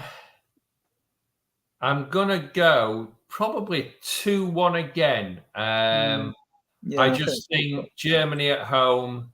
Look, I mean, Eriksen, you'd love it for him to go all the way to the final again, but I think because any other team other than Germany, I would have gone Denmark, but Germany. Don't leave Højbjerg out. I know, but look, I can't go against Germany. Sorry. So I'm going to say 2-1 again to Germany. Mark? Yeah, I agree with Soren. It's going to be. I'd like to say that. Well, it really wouldn't surprise me if Denmark won, but Germany being the hosts, I can't see it. You know, and Germany have got that knack of winning, haven't they? Yeah. Well, they always did, especially when they played England, unfortunately. So yeah, I'll say 2-1 to Germany. Ellie? It's hard for me because I love Højbjerg, but I'm in agreement with the other two lads. You know what? I want Denmark to win because of Eriksen as well, because I love Eriksen. I think he's fabulous for us, more so than Højbjerg, right? So he's a different kettle of fish, and they've got some really good players. But Germany being the host as well, and they have been playing very well in general, and I just think they'll pip it. I think 3-1 to Germany. Right. I'm going Denmark 2, Germany 1. I'm going that Denmark are to Germany what Spurs are to Man City. Right? So you know where I'm coming from. So I'm going 2-1. Right, now we move on to England, Slovakia. Soren? England -4. Slovakia -2. I think this is going to be one of. I don't know. Looking at all of these, if there's going to be a match goes to penalty, it's this one. It won't be 5-5 either. No, let's get that in there. It certainly won't be 5-5. No. Well, I think England are going to go through. It's either going to be a 1-0 or it's going to be a draw and penalties. I don't know. Mark? 7-0 to Slovakia, and Spurs sign Eze on Monday. Nice one. And Southgate is sacked immediately. No, I'll say it that though. 7-0 and we get Eze on Monday. That's a good one. And Southgate is sacked immediately and put in the Tower of London. Look, I mean, go on, sir. I was going to say, I think I'm probably one of those that'll get slaughtered for this, but I don't think Southgate's done that bad a job. I think he gets a lot of flack for, he's like a lot of managers. He makes mistakes, but I tell you what, I don't know whether the players need to take some responsibility as well. I mean, you know, it's the same as we've said with our managers, that sometimes it's the easiest person to blame because you're only blaming one person. I'm not saying he ain't faultless, definitely not, but I think a lot of people have been a bit harsh on Southgate. I believe he should be done. I believe he should be done for treason. Ellie, England, Slovakia. Well, can we discuss whether it should be done for treason first of all? We'll put it out to debate. No, but seriously, I think England will win. It's not going to be by much though. I reckon 3-1. I reckon we've got the beating of them. Come on, they're only Slovakia. Come on, we can beat Slovakia. If we can't beat Slovakia, we're coming home, and we'll be deserved to come home because. Yeah. Come on, we're a footballing nation. We invented football. Come on, let's bring it home. And about Southgate again, just want to add that I don't think he's done a bad job. I think he's made us play very practical and very boring, and that's a crime in itself. Because we're known for playing good football, England, and we're all around the world where we are admired, and where people do like watching England. Even if we're not playing well, they still tune in. So I just want us to play attractive football. We've got the players. Let's do it. Get on that pitch and perform. Because Southgate's getting it in the ear, isn't he? So, let's save Southgate. Let's do a banner. Save SOS, save our Southgate, yeah? Let's put it this way. We could still have the Wally with the brolly. Yeah. Yeah. Well, he's the most successful England manager since Alf Ramsey, right? So he isn't doing. It's just the type of football that he plays. That's what I think people are getting at him for. Well, Sam Allardyce is the only England manager who got 100% record. Yeah, true. That's a good quiz question. Right, England, Slovakia, me. I think Slovakia are going to play a low block. I think we'll get a goal in the first half. I think we'll go 2-0 up. And then, as usual, what will happen? Slovakia will get a goal, and we'll be worried they'll get the equaliser, and it'll go and go to penalties. But I think we'll squeak it 2-1. Right. Yeah. I hope I get to watch this game because I just love watching Georgia play, right? Spain, Georgia, Soren. 3-0 Spain. Yeah. In there, Soren. I don't see, unless there's a shock, I don't see anybody else other than Spain winning this tournament. Yeah, they've started well.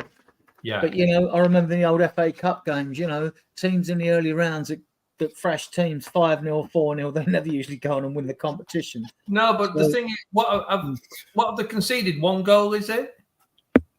Yeah. I haven't looked at their table. They conceded against I can't remember. Yeah. And I mean, the thing is with Spain, they have the ball for so much. Other teams, they're not going to score many against them. And I don't see a team in there other than France. If France get on to some form, I don't see another team in what's left being able to get the ball and have it as much as Spain are going to want it. Now, we all know that, they could get knocked out by Georgia. They could get knocked out in the next game, but I just don't see anybody else other than Spain. I see a Spain-Germany final. So yeah, Georgia have only got the Napoli winger, very hard to pronounce, Chevalier or whatever his name is, who's a decent player, very good player. Would like him at Spurs, but it cost us 80 million or so. Mark, Spain, Georgia. Yeah, basically what Soren said. You can only see Spain winning it, but Georgia have been impressive. Yeah, but Spain are just too good for them. Really? It's going to be one of them 2-3, might even be 4-0. Yeah, I agree with the lads. Yeah, because Spain are a class above everybody. Yeah, tournament that I've seen. I can't see anybody getting the ball off them. They're absolutely brilliant at keeping the ball, pass and move. They're sublime. They're a joy to watch. And I love watching them play, but I have liked watching Georgia play as well. So I just think they're just too much, Spain. I think 3-1. I'll give Georgia a goal. I'll give them a goal. Well, unless with Spain, it's got to be Spain. Unless, football can turn up freak results. Unless Kvaratskhelia is through one-on-one with the goalkeeper. Keeper brings him down, gives away a penalty and gets sent off. I don't see Georgia having a prayer's chance, but they have, what a little I've seen of them, they've been a joy to watch. Now we move on to a really juicy fixture, France, Belgium. Sorry? Yeah. Happy. I'm going to say, I don't know.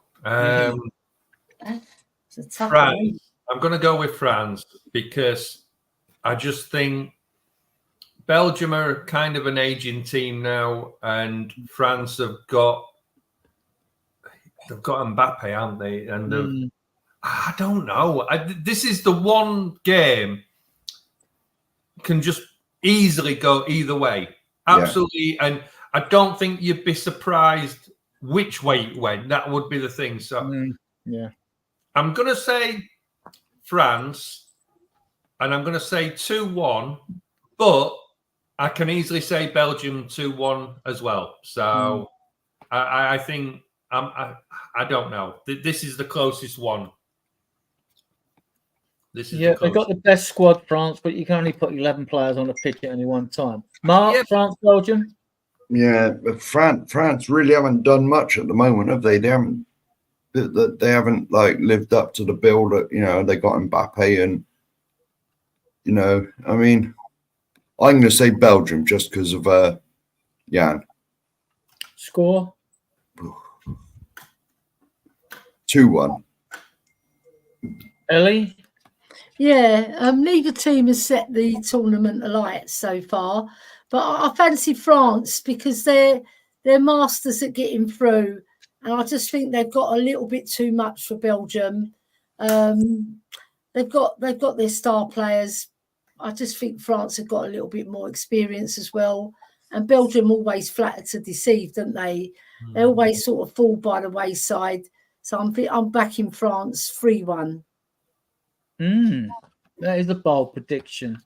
Yeah. I'm backing Belgium to win this game. I like Carrasco up front on the wing with Doku and Lukaku, who's been unlucky with the goals so far. I think Lukaku on song, he will mess up the French defence. I'm going for Belgium 2-1 on this, but any result is pretty predictable in this game, really. So 2-1. Okay. Has Mbappe recovered from his broken nose yet? He's got his mask, hasn't he? Yeah. He's got a mask, yeah.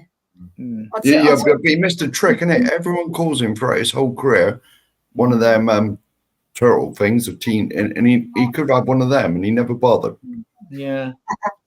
Yeah. Right, now, a team that have looked very good. Romania versus Netherlands, Soren. What about Portugal? Sorry.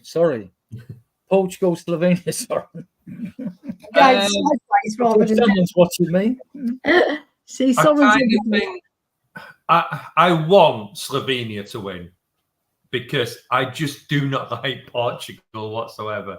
But I think that's because of Ronaldo. I'm not a fan. I think he's a fantastic footballer, don't get me wrong. And, you know, it is a freak of nature. And I mean that in a nice way, not a horrible way. But I just don't like him. I don't either. He's 39. Beppe plays from his 41. Yeah, look, I mean, if it hadn't have been for Messi, then there wouldn't be a doubt in anybody's mind. Everybody would say Ronaldo is the best player in the world. And what he has done and the way he's done it, and that, you know, he's carried teams for a long, long time. And I have nothing but admiration for that. But I just don't like him. It's as simple as that. Don't bump into him, Soren, down the dark alley. No, look, I mean, he'd be one of those people, if I saw him in a bar or a restaurant and he was handing out signatures, I wouldn't even ask him. The other way. I would. I've hated Ronaldo since he got Rooney sent off. Yeah. I just look, I mean, all good players, they have attitude, they have, you know, whatever you want to call it, and he's got everything.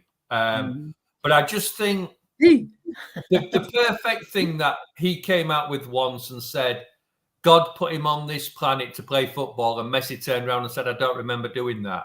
And I just have, I mean, look, it's a good one. I don't know who's going to win it, but I want Slovenia to win 3-0. Mark? You don't need anything by half, Soren. No, Slovenia, Mark, yeah? Yeah. Yeah. As well, like I said, I'm not a great fan of Ronaldo either, just for the Rooney thing. Okay. But, I mean, I'd love to say Slovenia, but I can't see it. You know? Yeah, go on. Slovenia 1-0. You never know. Player could get sent off. You never know. Well, hopefully Ronaldo. Yeah.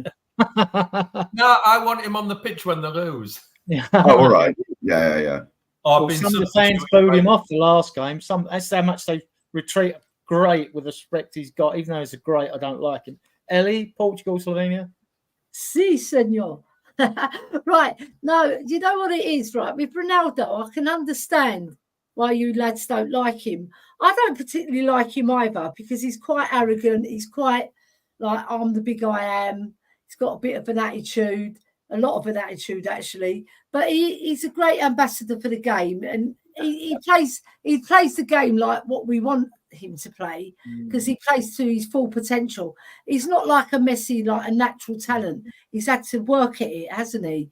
Right. But I think Portugal, I think they're just too strong for Slovenia. Slovenia are going to smell the game out, aren't they? Going to stink the game out by doing the low block and then try and catch them on the break. But I just don't think they've got enough to beat Portugal going forward.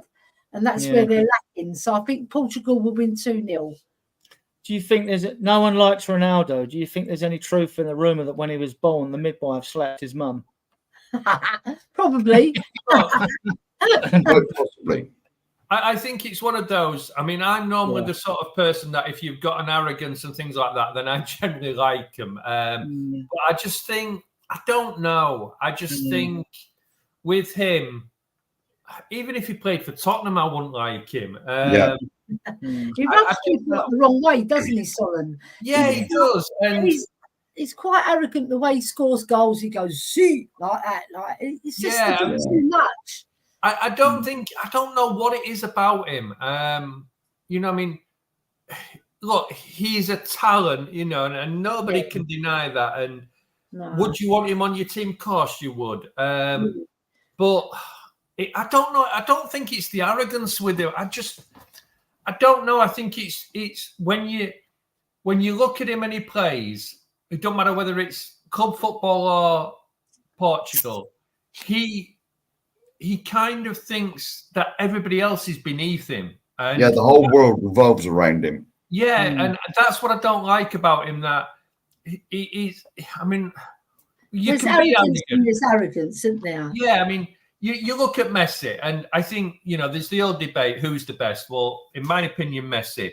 But without a shadow of a doubt. It's because Messi seems to enjoy his football, and he's there as a team player, whereas Ronaldo, he's there for everybody else to support, and that's what I don't. I think that's what I don't like about him. And look, I expect Portugal's going to go through, but just for the sheer delight it would give me, I just want Slovenia to win. I can honestly say there's only two players that I really have never, ever liked. Ronaldo's one and Maradona is the other one.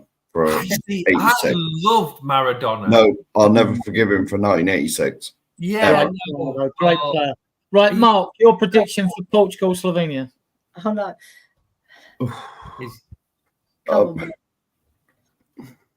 Portugal will win, but I hope Slovenia do. I'll say it's another heart and head thing. Yeah. My head's saying like Portugal 2 or 3-0, but my heart wants Slovenia by any score. Yeah. Okay. It's going to be at least 2-0 Portugal. Yeah.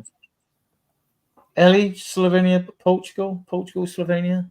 I've done it already, haven't I? 2-0 Portugal. But you know what? I would like to add one more thing, right? Even though Ronaldo, I don't particularly like him, he is a fabulous footballer, but not he like Soren says, he plays for himself and everybody's got a pamper to him. And he's not a team player as such. I mean, he does join in with the team, but he's not a team player.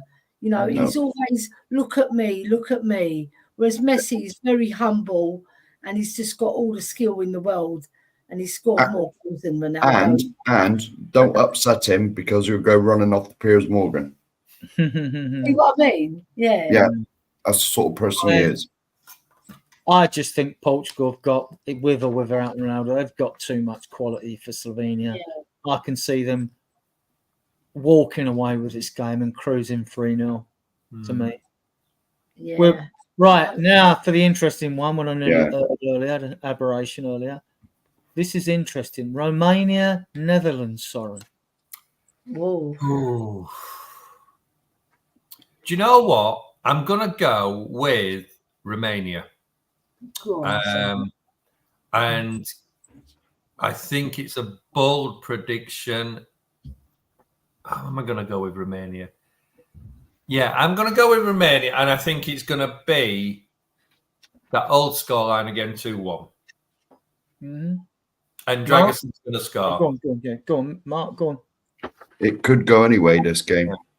Whoever wins wouldn't surprise me. Penalties? Possibly, yeah. Who do I want to win? Van de Ven or Dragosin? It's one of them, isn't it?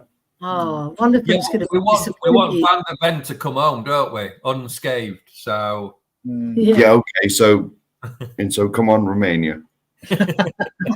What, you can't drag us into come home early then, no? yeah, No, because he's the backup.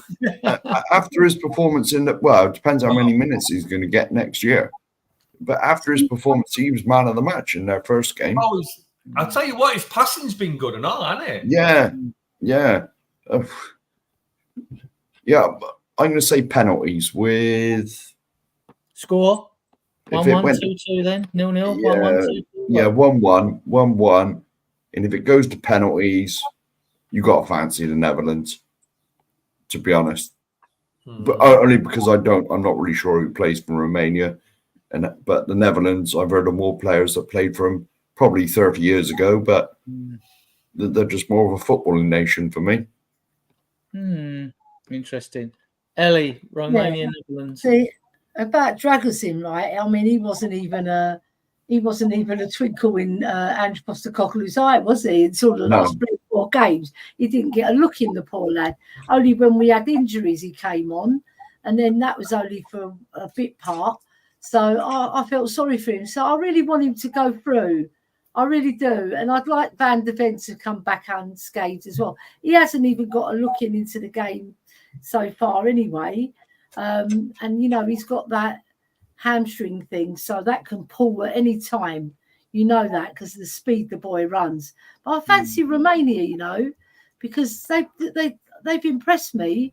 And Netherlands, they're always the nearly guys, aren't they? Like I said before. They're the full guys sometimes as well, because they've always had reactions in the background, didn't they? In the dressing room and that. They're quite a feisty lot, the Dutch, right? But I fancy Romania to win 2-1. Yeah. So Romania. Sorry, Ellie, but I think the Netherlands are very comparable to Belgium. The teams they've had in the past, they've won literally nothing. Definitely, yeah. And Romania's Transylvania country, isn't it? So they'll be going for the Dutch blood, won't they? Yeah. Come on. Yeah. Come on. Bit of Dutch courage, but the Dutch, I think the Romanians, I think they've been playing better than Netherlands in this tournament. And I fancy the Pipit. Right.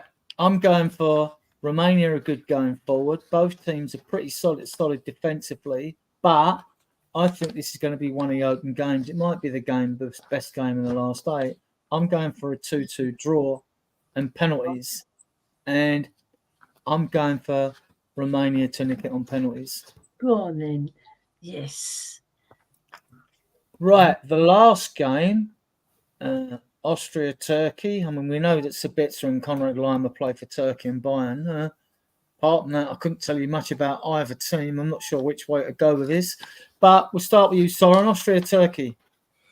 Turkey have come into the tournament 7 games unbeaten. I'm not sure. Yeah. The only thing I'm thinking of is Turkey's my Christmas dinner and Austria is Sound of Music. And some beautiful scenes in the film from Sound of Music. So I'm going to go Austria. Okay. Do you know what? Again, I think either team could go through, but I'm going to go Austria. And I'm going to say 1-0. Okay, Mark. Yeah, I'm the same as Soren. I know nothing about either of them, to be honest. I know Austria have been on like quite an unbeaten run, and Turkey are just Turkey, aren't they? I mean they're a half sensible team. So yeah, I'll go along with Soren. 1-0 Austria. Ellie? Yeah, I don't know. I'm going to back Turkey, right? Because I just think their passion and everything and the support that they're going to have on the day is going to carry them over the line. But it won't be easy because Austria are a dogged team. They dig in there. They're a very tough team, very physical. And they haven't got so much flair as the other Mediterranean teams, but they know how to play football. They're very good footballers, technically pretty good as well. But I think that wave of the Turkish fans I think they're going to just about pip it, maybe 1-0 to Turkey. Yeah, their fans are a bit lively, aren't they? Yeah, they're very lively, and I've seen to say the least. When they've played Cypriot teams, they're absolutely fabulous. The Cypriot fans and the Turkish fans, and I'll tell you what, if you go to that sort of game, you're lucky to come out alive. I'm telling you. Right. I think the Turkish fans will lift them, act as a 12th man, but Austria are a side that's underestimated. I'm going to go 1-1 penalties, and I'm going to go Austria to go through. Mm-hmm. So that's our little roundup on that. So we can lose that. On the brand, where are you? Let's lose that. Right, back to our beautiful faces, mugshots. Right? That's right. Beauty. Right. Okay, we've done that. Right. Well, probably this will be very brief. A little discussion about the Copa America. All I know is that Argentina are through after beating Chile, and that Uruguay beat Bolivia 5-0. Bentancur scored in about, I don't know, the 88th minute yesterday. Far post header. Brilliant cross. Brilliant. Fantastic cross. I haven't seen the goal, so I can't comment on that. Any of you, their games are on late. I don't suppose any of us are watching. So is it 1 o'clock and 3 o'clock in the morning? I'm not getting up to watch that. If it was a final and our players are involved, 1 o'clock and 3 o'clock. Is that right? So much like that, yeah. More or less. Yeah. So we still got Romero, Lo Celso, and Bentancur out there. We haven't got any more South Americans out there. Richarlison didn't make the Brazil squad, did he? So I think we got 3 players out there. Max, isn't it? I can't think of any more. Yeah. There's a few Americans covering it because America are in it, aren't they? So, the American YouTubers, they're covering it. And Leo Coys, he's Mexican, so he'll be following Mexico. But they're not doing so well. Well, we need Bentancur to stay out there because there's rumours about somebody wanting Galatasaray. Galatasaray, yeah. Because they've got a couple of Uruguayan players. That's all there is to that. I was going to come to that. But while we're there, we'll come to that. I mean, we're going to the latest transfer news, yawn incomings and outgoings, which is going to go on until 1st of September, which is 2 weeks into the new season, right? But hopefully things will start to move. I mean, at the end of this month, that is the end of the financial fair play rules, guys, right? So clubs are either going to do business before, then if they ain't doing it before, they're saving it to go on next year's accounts, basically. Next year's not accounts, next year's whatever it is, whether it's squad cost ratio rules, I don't know if with the squad cost ratio rules, which were supposed to be ratified the end of this month, or whether the Premier League already ratified them and that they come into force at the end of this month. I'll go into that a bit more, but a little bit more after brief discussion about transfers. I don't know what you lot have heard. Have you heard anything in the transfer room? See if you've heard the same things I've been following or whatever. Anything? I'm going to say I think there's a few rumours going around as usual. I think I'm trying to look at it as a positive because obviously we were all sort of hearing we want our players in early and we want them before this and we want them before that. I'm going to kind of twist it a little bit and think, have we not signed anybody yet? Because all the players we're after are at the Euros, and that's why we haven't managed. So if they're all at the Euros, then maybe the caliber of people we're after are that where we should be looking rather than where we generally look. It's one of those. I think a lot of the rumours are obviously Calafiori for the defence, Eze for the midfield, and then I think there seems to be a lot more traction about Jonathan David, or David, however you want to call him. I think that's a name that doesn't seem to be going away. It seems to be getting stronger. So if we came out of this transfer window having got Calafiori, Eze and Jonathan David, I personally think that's not a bad window. You only think we're going to bring in 3 excluding Bergvall? Yeah, because I mean, I know a lot of people don't like the name, but we've got Werner as well. So you kind of look at it. I think they're the three on top of the two that we've got coming in for the simple reason, until we get rid of some more players, I don't think there will be anybody else coming. And then it will depend on who goes out.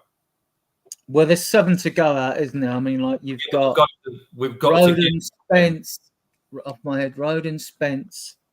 Then you've got Gill.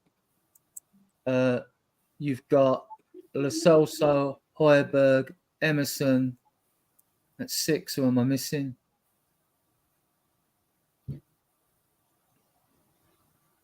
I'm missing one there. Yeah.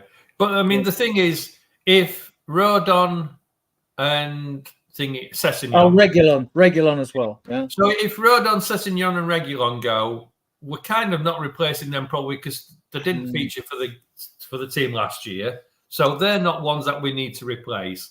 So we then look at Lo Celso, Højbjerg, and Royal. If them 3 go, then you look at a player coming in, definitely. But I think the way I'm looking at it is that if Højbjerg and Lo Celso go, that's Eze coming in. And that's the replacement for them too, as far as I see. Because you've already got Bergvall. If Royal goes, then I think we'll have to replace him. And then other than that, I don't really see, if Hill goes again, do you replace him? Because we've kind of already replaced him in the sense of that's why Werner's here. And we've got Solomon.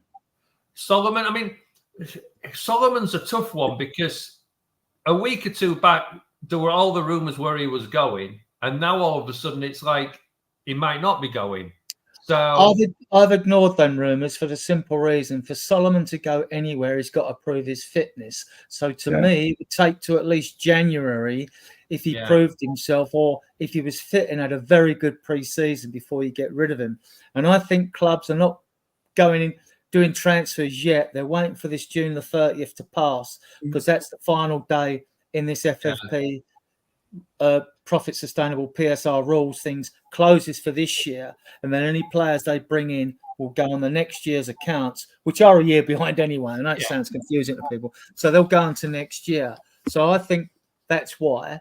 I mean, it would have helped if the numpties at the Premier League decided to open the transfer window when the season ended instead of when the Euro started, because but I think we would have done so much background work, negotiations now. We haven't heard it. Fans will be frustrated. Why have we instantly signed someone or things like that?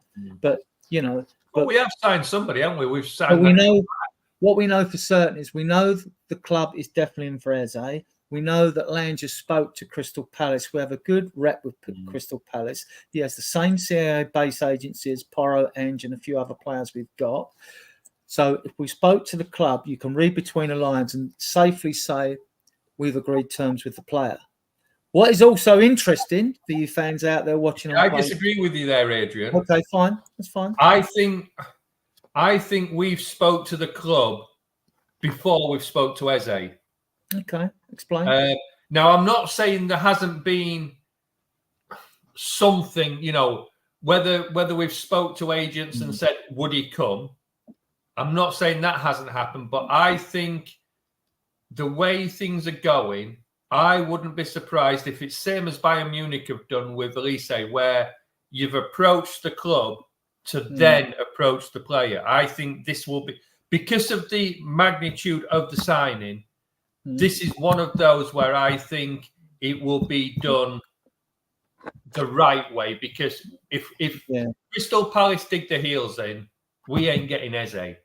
Right. So if we go to the player first and then to the club, I think it's a no-go.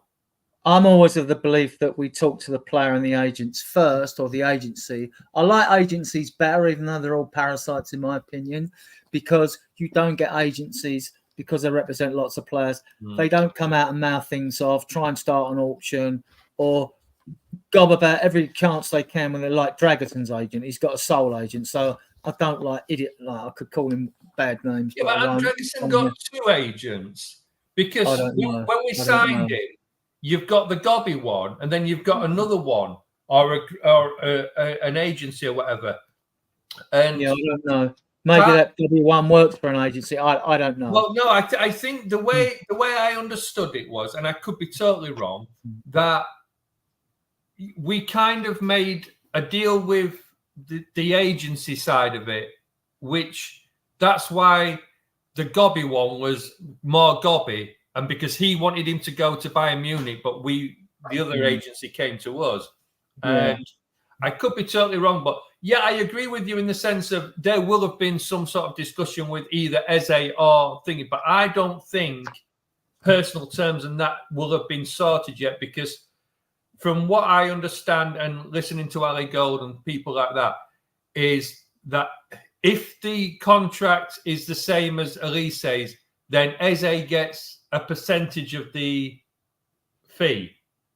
He gets a percentage, according to Ben Jacobs. Eze gets a percentage of the release clause money, which is interesting. Yeah. So therefore, I don't think, unless it's hard to talk to Eze in that sense, because we might not necessarily meet the release clause if we can come to a term as to, we might pay 60 million, but then the add-ons might not be there and things like that. So I don't think you can necessarily talk to the player until you know the terms of the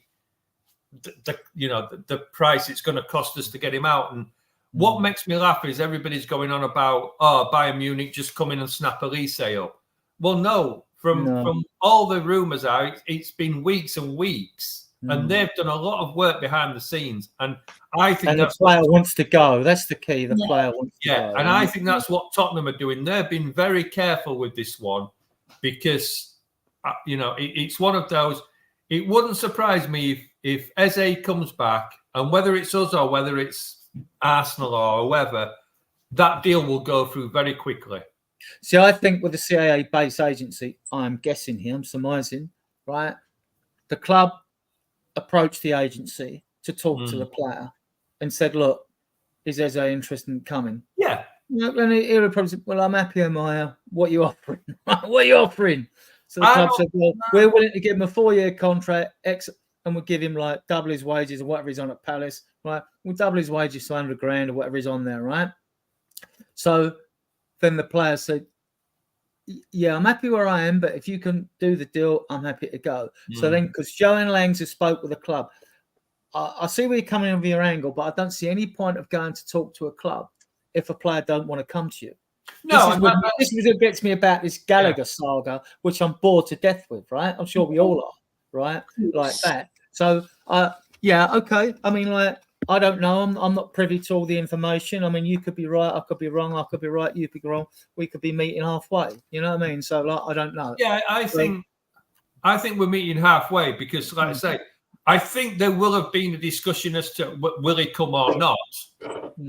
But I don't necessarily think that there's been any discussion about terms yet.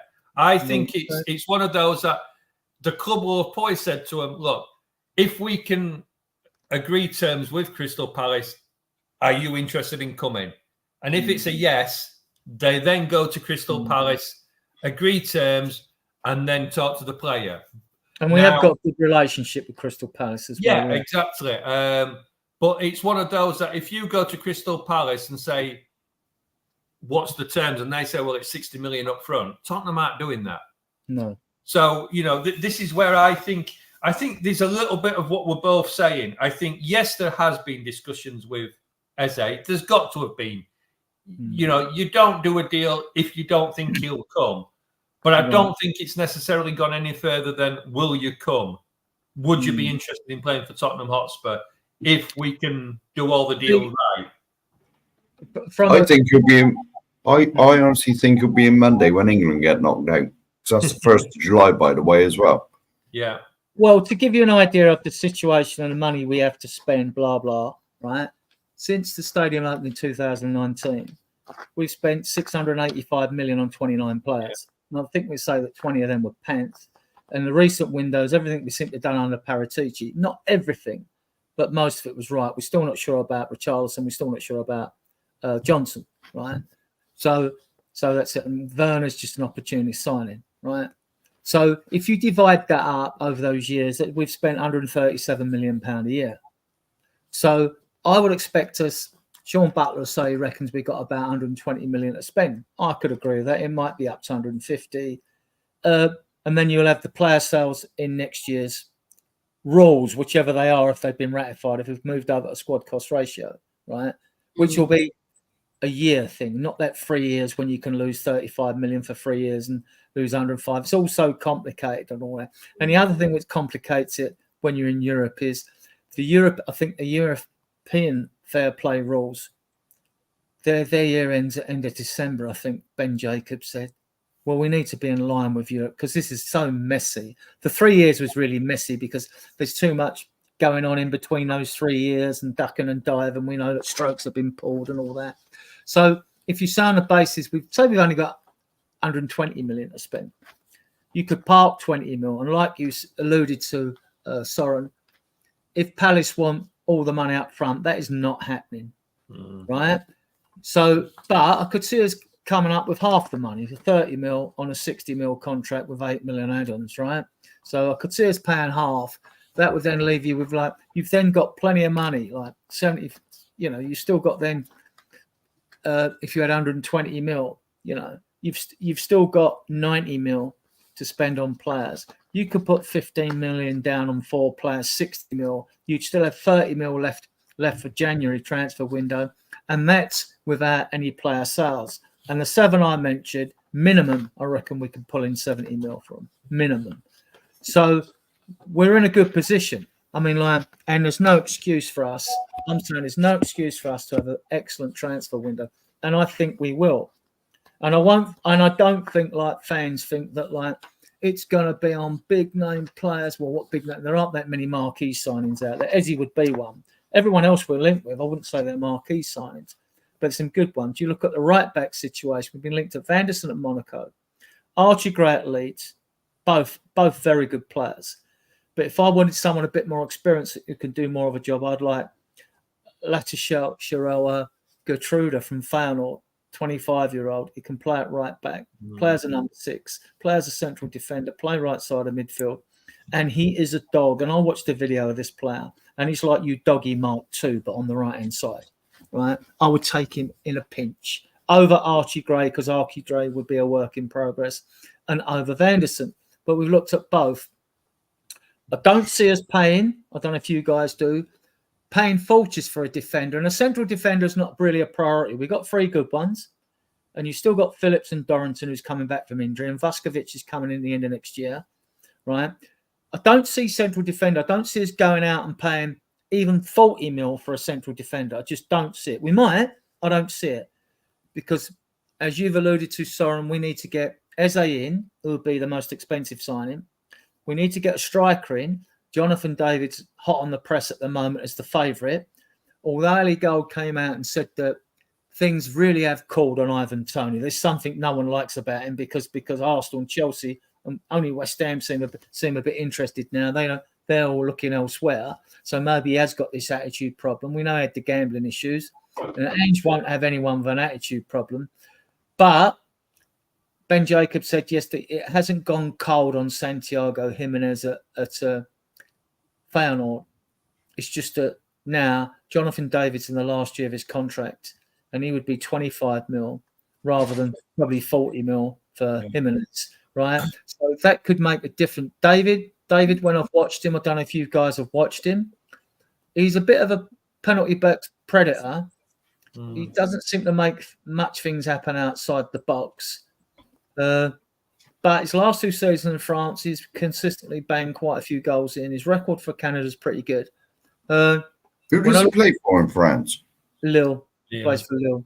Oh, so it's not as if he plays for PSG then, that beat everybody. No. When I watched the video of him before I got the latest one from recent because of this season's form, I wasn't that impressed. Right? So I've got to be honest, I wasn't that impressed. And I'm still not sure. But then I'm only a fan and I don't get all the data and analytics that our recruitment team will get. and I'm not Rob McKenzie, chief scout, who's going out to watch the player or sending one of his scouts out to watch the player and to get more film and all that. So I'm only just going on the eye test. Like I said, with the right backs, I would take Geertruida in a pinch from Feyenoord. I would take him tomorrow. But I like Archie Gray. I do like him. I've posted videos up of these players in my Spurs Facebook group. Have you heard of Geertruida or Vanderson at Monaco? Or? Yeah, I mean, I think Vanderson fits, Archie Gray. It's a hard one because you kind of look at it, and I think that's part of the reason we're looking at Vanderson as well as Archie Gray, because the thing with Archie Gray is he's like you say, he's kind of more for the future. He's versatile as well. Yeah, but the problem is if Porro goes down, he needs to be ready now, and Porro is not going to play every game next season. It's not just that, is it? If Emerson goes, suddenly centre back is less of a priority and a right back is. I suppose the fact is, though, we've got Davis as a full centre back. So, but if Emerson goes, we have to get another right back. But you could play Dragerson on right back, couldn't you? Yeah, you could. And that's why I think it wouldn't surprise me, like I say, that we get another centre back, because it's been mooted. I mean, it was mooted back in January that when we got Dragerson, we would still sign another centre back in the summer. And as much as I'm pretty damn sure Romero is not going to Real Madrid. No, he's not. He's got 3 years left on his contract. Yeah, after this season, then you'd sit him down and say, new contract or we'll sell you. We won't let him run his contract down to 1 year. Yeah. You know what I mean? You've got to do that with every player, you know. Yeah, I don't see Real Madrid coming in for him, because I don't think they're not. They're looking at someone younger. Yeah, and you know, if they come in for Romero, it's going to have to be a big bid. It honestly makes you wonder, where the hell do Real Madrid get all their money from? The bank. Government. Because they were skipped a few years ago. Yeah, well, Real Madrid basically. I know they're owned by the royal family, but it don't seem to be right, does it? But it's Real Madrid in it. So look, going back to us, I think I'd be quite happy with Archie Gray, and I'd be quite happy with Vanderson. I could see us.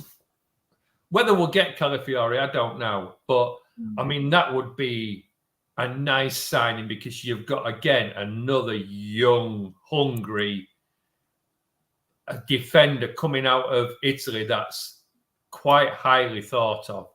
He's left-footed as well. Yeah. As is in Hincapié as well. Both of them. Now, his price will have gone up. Yeah, Hincapié's been talked about. But I think there's a few in for Calafiori. That's the only worry. But again, you look at that and you think that, they're the ones. Jonathan David, I think he fits the Ange system better than Ivan Toney. I don't know what it is about Ivan Toney. I mean, when you kind of look at it and you think he's possibly the more perfect one for now.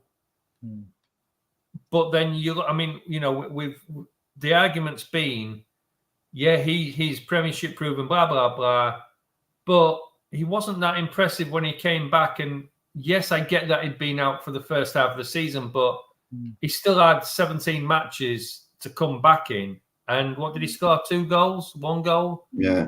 And the thing is with Tony is there's no sharks circling him. No, there's something wrong with him, I think. But there's no work rate with him. Look, I mean, you hear it all the time. As a striker, the only thing you need to do is put the ball in the back of the net. And I agree. Yeah. I've said it myself. But under Ange Postecoglou's system, we defend from the front. And if you look at Richie, however much you want to slate him off, he runs round that pitch after that ball, and that is why Ange loves him. And I don't think he's going anywhere. No, he's not. He's not. He's come back, and I think there's been a discussion with him and Ange, and that's why he's back already. He could have had his holidays. He's come back. He's in training, And I think it's already been said that he's leading our line. And Yeah, Jonathan, and I think Werner will be number 2 to Son on the left. And if we bring Eze in, who plays on the left midfield or left wing as well, Werner will be pushed even further back and used. I think Werner will be used as an impact sub. And if he comes on and don't make an impact, that loan deal, I don't see that loan deal being. The thing is, look, we're not buying him. There's a lot of hate for Werner, and I do see where most people are coming from. But I tell you what, I don't think it's as bad a signing as most people think it is, because you look at the lad, and yes, he isn't consistent enough, and yes, he isn't good enough in front of goal. But when he's on form, he is a bloody good player. When's he on form though? But look, he's. If I know it's hard to say, but if you get the player that Leipzig had originally, that was about 10 years ago. Yeah, well, his pace and everything was brilliant. If you look at him for Chelsea, he was good, but he couldn't score. Yeah. Now he's not a striker; he's a winger. So if you look at him, that part of the reason we brought him in was the pace, and I know it's not all about the pace, but I think he's a sensible signing as long as he isn't our starting left winger. Yeah. I agree with you there. He comes on for 10, 15 minutes with his pace. It only needs one chance from him. Yeah. And he's done his job. My argument is, though, because our front three and midfield three, which we'll come to in a minute, midfielders in a minute, if my argument is, if we're ever going to win a league, which we should target, right, a club our size, then we've got to have a front three that performs, which means a good strike rate for wide players was always like 1 in 4, 10 goals, right? So even if you're sharing the load between 2 wingers, you'd want 5 each, whatever. Then you'd want 25 for your front striker. It gives you 45. Arsenal scored 90 goals, finished second. Where's the 90 goals in the team? See, when people go to me getting Pedro Neto or Rafinha, well, Rafinha's stats at Barcelona, I'd love him. Is twice as good as Pedro Neto, who's injury prone as well, right? I'd take Rafinha in a pinch over Pedro Neto. And I've said on other podcasts, I don't care if we've got Ronaldo on one wing and Messi on the other wing. If they don't score goals, they're no good to us. We need wingers that score goals, Soren. If we don't, we'll never win a league. We can forget about ever winning a league. We might nick a cup, which I think we will do next year. I definitely think we will next year. But we're never going to win a league. So Werner is a good footballer. No one's questioning he's a good footballer. He's a very good footballer. He's fast. He's good. He tracks back. He gives you a lot. But he's not a natural finisher. I think he's getting hope they either go in or they don't with him, and he's not a natural finisher. And people criticise him and Brennan Johnson, but Brennan Johnson's got potential and Brennan Johnson's got a higher ceiling. Whereas to me, Werner's reached his ceiling. So I've got hope for Brennan Johnson because I want him to do it. And my hope is built on my heart as well because I'm being a bit emo because I want the kid to do well. I want him I want every player at the club to do well. But I just don't see Werner's not capable of us taking us to the level if he's playing regularly in that side because he doesn't score goals. And if you took half the big chances we missed last season, right, we wouldn't be talking about finishing 4th. We'd have been challenging for 3rd. But let me ask you a question, though. Do you think if we get Eze in, if we get, I don't know, say we got Nico Williams in, do you think we've still got a good enough chance to? I don't think we'd win the league next year. I think we're looking at a year after that or the year after that. Now, my argument is if we've got Werner on a 1-year loan, and then he's basically free after that, isn't he? Yeah.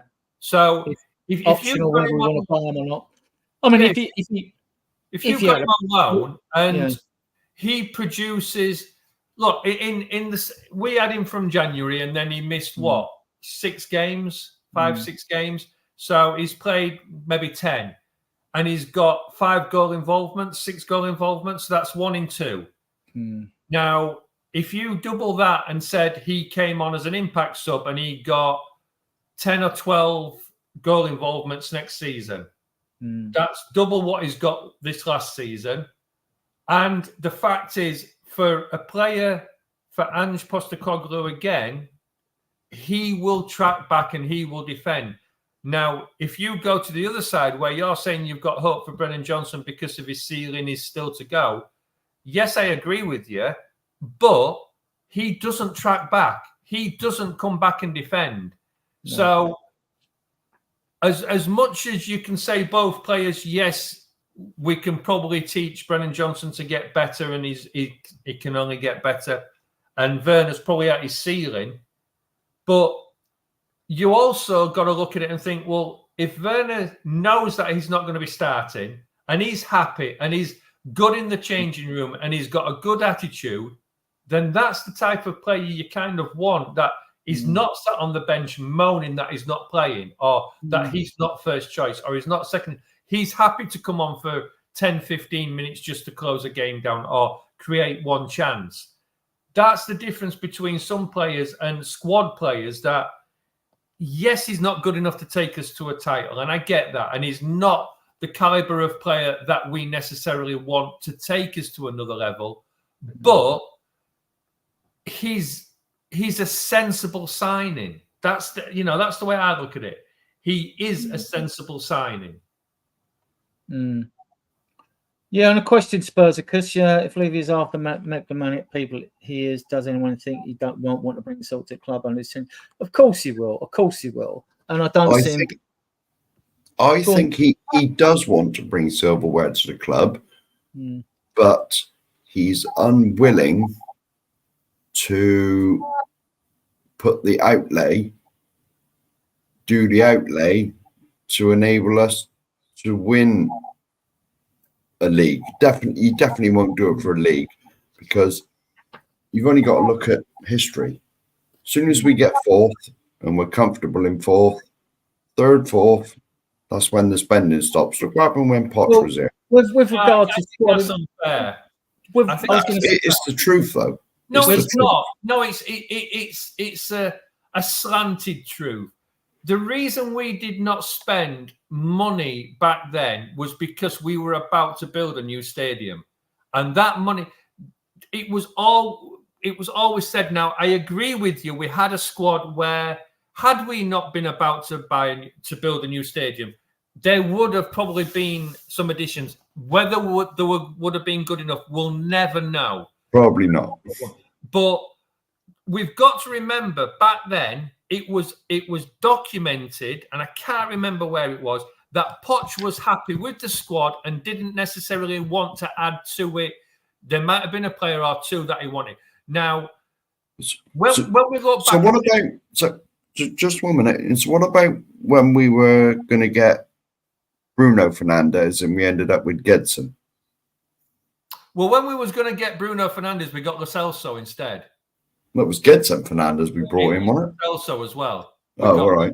We was looking at, I mean, we did get Gedson Fernandes, don't get me wrong, but yeah, I mean, I'm not denying, I'm not saying that we haven't messed up. I nearly said another word, but I'm not saying we haven't messed up, and I'm not saying we shouldn't have signed players back then, but where everybody just keeps coming out and saying we didn't sign anybody because he didn't want to spend any money. No. There was reasons behind it. Now, yes, it was wrong.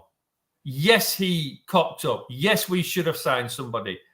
I'm not saying any of that is wrong. But the money was going towards the stadium. And then when people come out and say, well, yeah, we've got this stadium, why haven't we spent it? Don't forget we had 2 seasons where we had no crowds in there. The stadium wasn't making any money. I agree with you there. About that. Since the stadium has been there, we have spent money. Again, I think the myth is that we haven't spent money. I said, didn't it? 685 million since 2001. It's just been on the wrong players. That's the problem. I agree with you, but I agree with you with the. Go on. I agree with you with the stadium stuff, but like we had to build a stadium. Blah, blah, blah. I agree, we did have to build a stadium. If you look at the way that they're paying for it, it's on a mortgage. It's on a mortgage that you never get these days, because it's on something like, is it 2% or something? It's something ridiculous. 2.85 max. Yeah, on some of the debt. Yeah, you know, so he did it very. Like, anything with business, stadium builds, hotels builds, I don't know where the cinema is. He promised the fans, but like he's very clever at that. But running a football club, absolutely useless. Yeah, I agree. We got 671 million debt on the stadium, 308 million debt on outstanding transfers, agents' fees, managers' fees, etc. Right, but that'll only gets amortized over 5 years. So that 308 million debt, you're only paying 60 odd million a year off of that, right? And the stadium debt, well, as you say, that's mortgaged anyway. So that Spurs are in a very good financial position. And we have spent, even with that year and a half of COVID, mainly losing the gate receipts, which are worth like 118 million a year, to sort of roughly around about 6 million a game or whatever it is, you know. So we are in a very, very good financial position. And if you look at that spending, all right, the thing that really riled me with Levy, it's not building a stadium, he's done a great job on that side. It's the fact that Poch wasn't back for 518 days. And that really That's when I became Levy out. We were so close to winning a league title. We finished 2nd, 3rd, 4th. I think it was under Potts in 6th, 7th. And he got us into a stage where we were always guaranteed Europe, whereas before he was manager, we'd have just been pleased and he got to snatch a Europa League place. And Poch now comes in and gets us there. And he wasn't back because we're told the money wasn't there. But since the stadium opened, you know, the appointments of managers has been a joke, really. And the money we've spent, and when you're criticising that, Mark, I get you, and you're right in what you're saying, but it wasn't the fact we didn't spend the money on Lo Celso and Ndombele. We don't know if Richarlison's going to be a flop. He's got his psychological problems behind him and his injury problems behind him, and he really smashes it this season. Right. Either way, I still think he'll do a good job for us as a squad player if we bring another striker in. We've spent money on players. It's just the recruitment's been poor.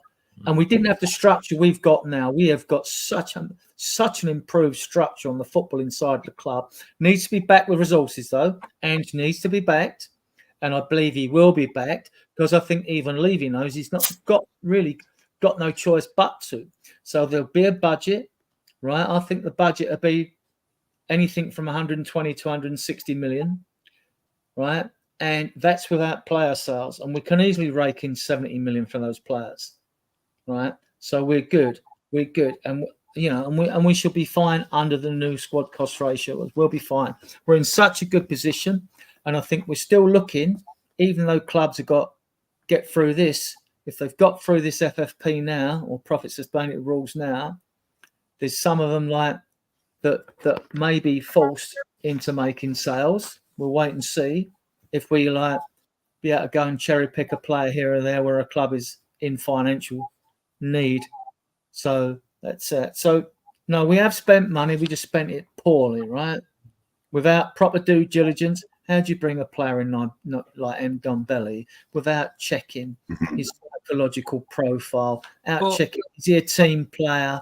Does he mix with people? Is he a good trainer? I mean, where was all that? Go on, Soren. Yeah, but the thing is with that, I mean, we all and I'm going to say we all because we're all guilty of it. We all contradict ourselves on that. I mean, you've just said we didn't back Poch. And then you've said, how did we sign Ndombele? Well, we signed Ndombele because Poch wanted him. Yeah. We were backing Poch because Poch was adamant he wanted Ndombele and he could do a job with Ndombele. So we've backed our manager. We've got him the player that he wanted. And then we're slating Levy off because of how he's turned out. Now, we'll never know whether he might have performed under Poch. I mean, we know he wouldn't have done, but, you know. But in fairness, Soren, those signings, when Poch was moaning about... No. What I'm saying is that before, Poch wasn't back for 518 days. Yeah. Then he was, that is when he needed it. Then he was given Ndombele. And then he rumoured he wanted Lo Celso. I like the look of Lo Celso. I hadn't seen Ndombele play for his French side, you know. But he wasn't backed at the right time, Poch. That's what I'm saying. Yeah. No, but let's not forget with Poch that leading up to the UEFA final, European Cup final, we weren't playing great football. We were in the knockout stages. Don't get me wrong. I mean, that was some of the best games I've watched for a long, long time.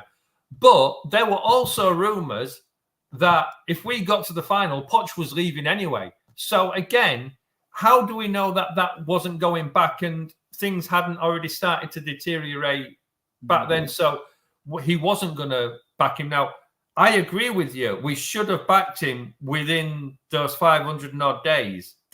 It's very hard to say anything other than that. That's when we were in our peak. We were in our peak. But let's not forget that, that was the exact time we were about to build a stadium that was going to cost, I think, was it 750 million we expected to pay for it or something? Yeah, but look at the deal we got on it. Yeah, but the thing is, we look at it and that stadium had to be paid for. So, it's one of those where you look at it and say, to me, it was understandable. It was just very bad timing as to that was the point where we could have kicked on. Had we not been as successful in that season, nobody would be talking about the fact we didn't sign any players. That's the problem. That was the one time in our recent history that we had to sign some players, but we just didn't. And you look at it, and it's like Adrian's just said, we have spent money. We've been one of the biggest spenders, other than those that are the clubs are just playthings for. But the recruitment has just been absolutely diabolical. Now, we can blame Levy for that, but he's not the one that actually goes out and scouts these players. He's not the one that comes back and says, oh, we're going to sign him or him. He's advised to sign those players. That's the problem. And, it's the people he's employed to do that job. But again, if they've come and they've been the best or the ones that were available at the time, that's who you employ. Yeah, we're not exactly true. When they talk about club signings or people talk about Levy signing or what, I mean, to dig through, the detail, like, was it our previous football, I forgot the term for it, what Lange does now, director of football. Was it down to our director of football to say that we got Roden, or how did this name come up and we get him? I mean, and then Roden was thought of quite highly though at the time. I mean, he wasn't the player that we, I think that was the time. Was that when we was going to sign Bastoni? Or it certainly was. Yeah, and I was one of the ones that. But again, we argue, well, we didn't sign Bastoni. It was documented again that Bastoni didn't want to leave at that point. He wanted to stay for another year or whatever. So how, if the player we actually wanted didn't want to stay, but he went to Villa. No, Bastoni stayed. He's still in Italy. Didn't he go to Villa? Who's the one? Oh no, I'm thinking of Torres. I'm thinking of you're thinking of Torres. Yeah. Was it Bastoni, the one that owned restaurants and that in Milan? No, that was Gleason Bramer, who wouldn't. No. There was someone that owned restaurant in. Yeah, Gleason. To keep owning it, you've got to live it. You've got to live there. Yeah, that was Gleason Bramer. No. I know you're on a. Gleason Bramer went there because Gleason Bramer. No, it wasn't Bramer. No, Bramer wanted Italian citizenship. No, it was. And you can't own a business apparently in Milan unless you're an Italian citizen. Yeah, it was Bremer. Yeah. I don't think it's the person you're thinking of, though. Yeah, are you on about the one? Yeah, it was Bremer. He's a central defender, and we were looking at him, and I didn't know he owned restaurants. I thought it was just the fact that he wanted his Italian citizenship. Well, that might have been it. I might have just made the other stuff up. Yeah. Who knows what goes on in my mind? Again, these are players that we want, that we were interested in supposedly. I mean, again, it's the media side of it, but we didn't sign them. But again, if they're telling us they're not going to come, or they don't want to come and they want to stay in Italy, how would you sign them? You can't.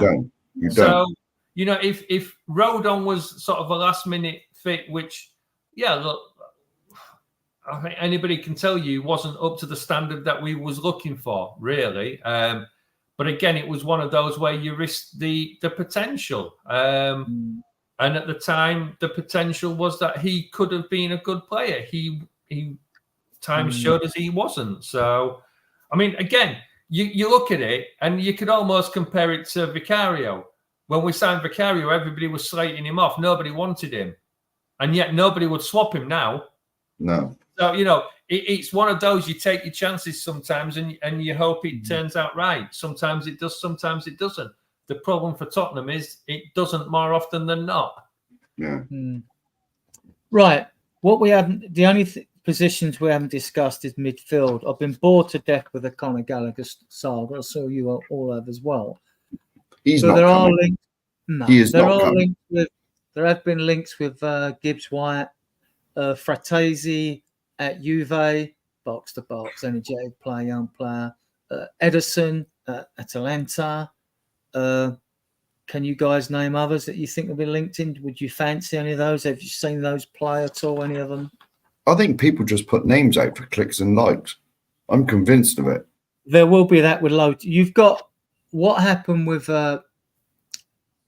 some of the stories is you get a very low tier media outlet publishes a story. Yeah. Right. That gives a mid-tier outlet the opportunity to take that story up because they can point to the low-tier media and say, well, I got it from them, right? Yeah. Then I've seen some of these, what I would call rubbish stories, end up in like top tier, which was supposed to be top tier. They'll end up in the Express, the Guardian, the Telegraph, stuff like that, apart from Sky Sports, well, Sly Sports, as I call it, or Talk Shite Radio, right? Then you'll find them taken up by these guys, right? So it's the transfer window. We wouldn't have nothing else to talk about. You should take it all with a lot of it with a pinch of salt. I always look for what me and Soren were both alluding to earlier. I look for, have we talked? Is it common knowledge that we definitely know we've spoke to the player and his agent, or are the clubs talking? That's the first two things I want to hear, right? Then I know the story's gained gravitas. It's going somewhere. Now you wait for a refusal or talks advancing. I mean, I know there's a lot of fans out there probably wiser than us. Just wait till the player's holding the shirt. That's what I do. They're probably the wisest of the lot, actually, you know. But that is exactly what I do. Because what was the rubbish story that came out? Was it this week that Richarlison actually replied to the tweet and said fake? Yeah. I mean, it was nonsense story. Darren said he's back training early. That's not a sign of a player who wants to leave the club. Then there was a story that, we've offered Richarlison blah blah blah for the Swedish centre forward at Newcastle. Isak, right? You know, and if people are hoping that maybe Newcastle will be forced to throw in Golden, you know, or Guimaraes. They ain't getting rid of those players. They're not getting rid of them, even if they are owned by the richest group in the world, or 30-odd billion, but they can't spend no money.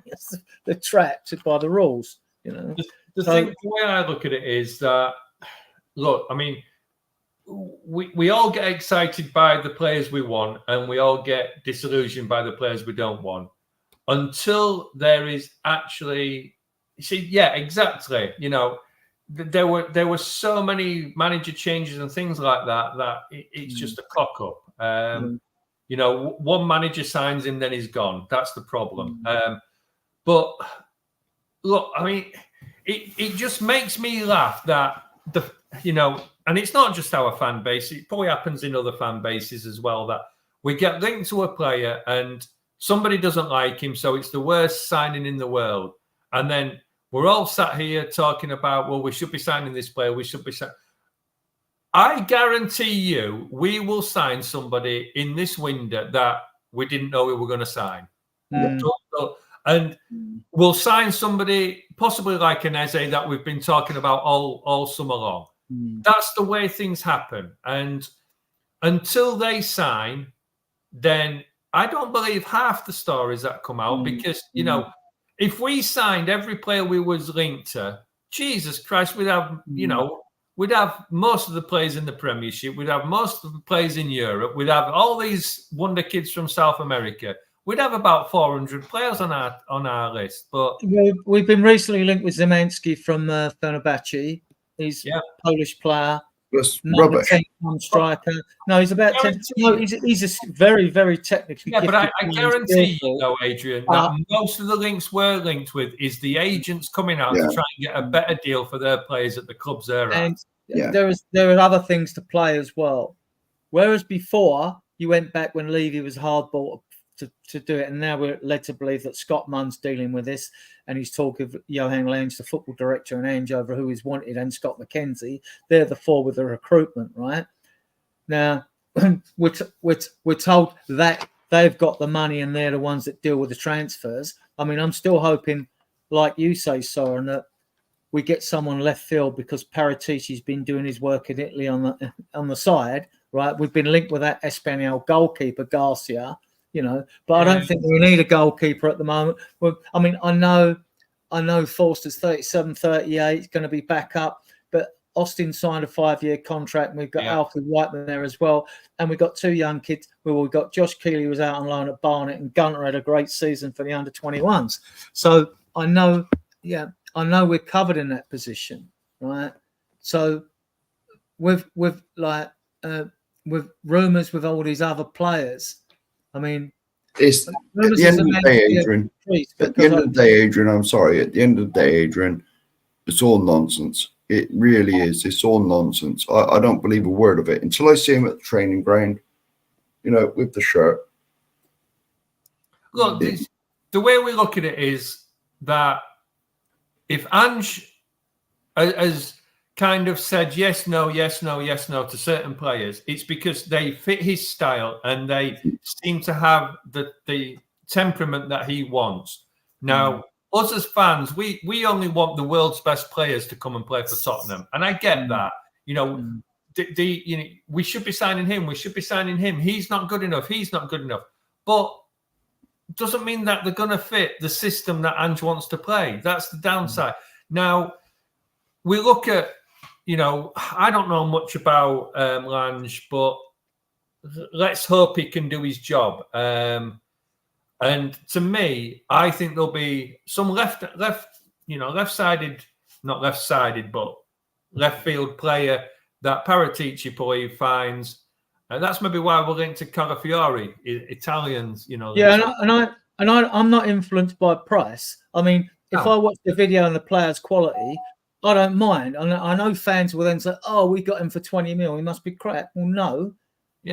Look at the young players we got in. We got in Sarr. We got in Udogi. They were cheap as chips. Bentancur was peanuts. Great players. And I like the look of a striker, Garassi at Stuttgart, but he's 29, nearly 29. I don't think Ange will go for him because of his age. But I'm thinking, well, okay, if he came on a 3-year contract and you kept him within a season or two, you got Velez. You don't know what's going to happen with Parrott. You got Soonsup Bell. You got Lancashire. You got Santiago. You got some of these youngsters are going to make it through to this squad. They are. They're the best crop I've ever seen. They've been a joy to watch this season. Well, Ange just blocked one of the youngsters being sold. No, I think we're talking about loans. You're now talking about loans for Donnelly. No. There was one of the youngsters was there was a bid put in for him, and I can't think of his name now. I think he was a striker.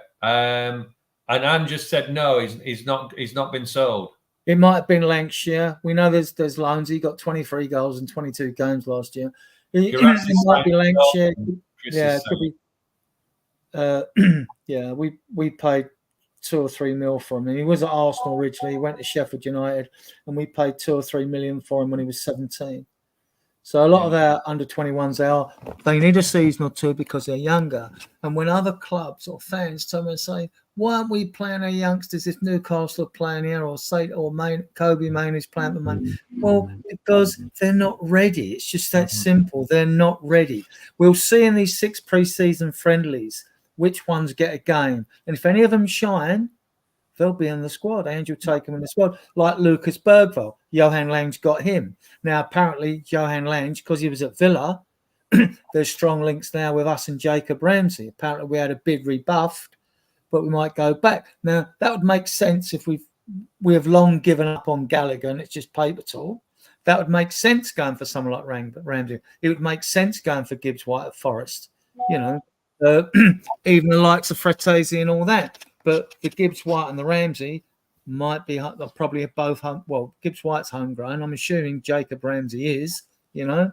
I mean, so other midfielders, it seems to be the same names, which is at least though the players we are linked with, the majority of them are quality. They are all quality. The ones I've looked at, I thought they would improve us. Even the likes of Nico Williams, who's young. I mean, like, I think he's got a quite a reasonable buyout clause. And then there was Danny Olmo as well. I think he was that expensive though, Nico.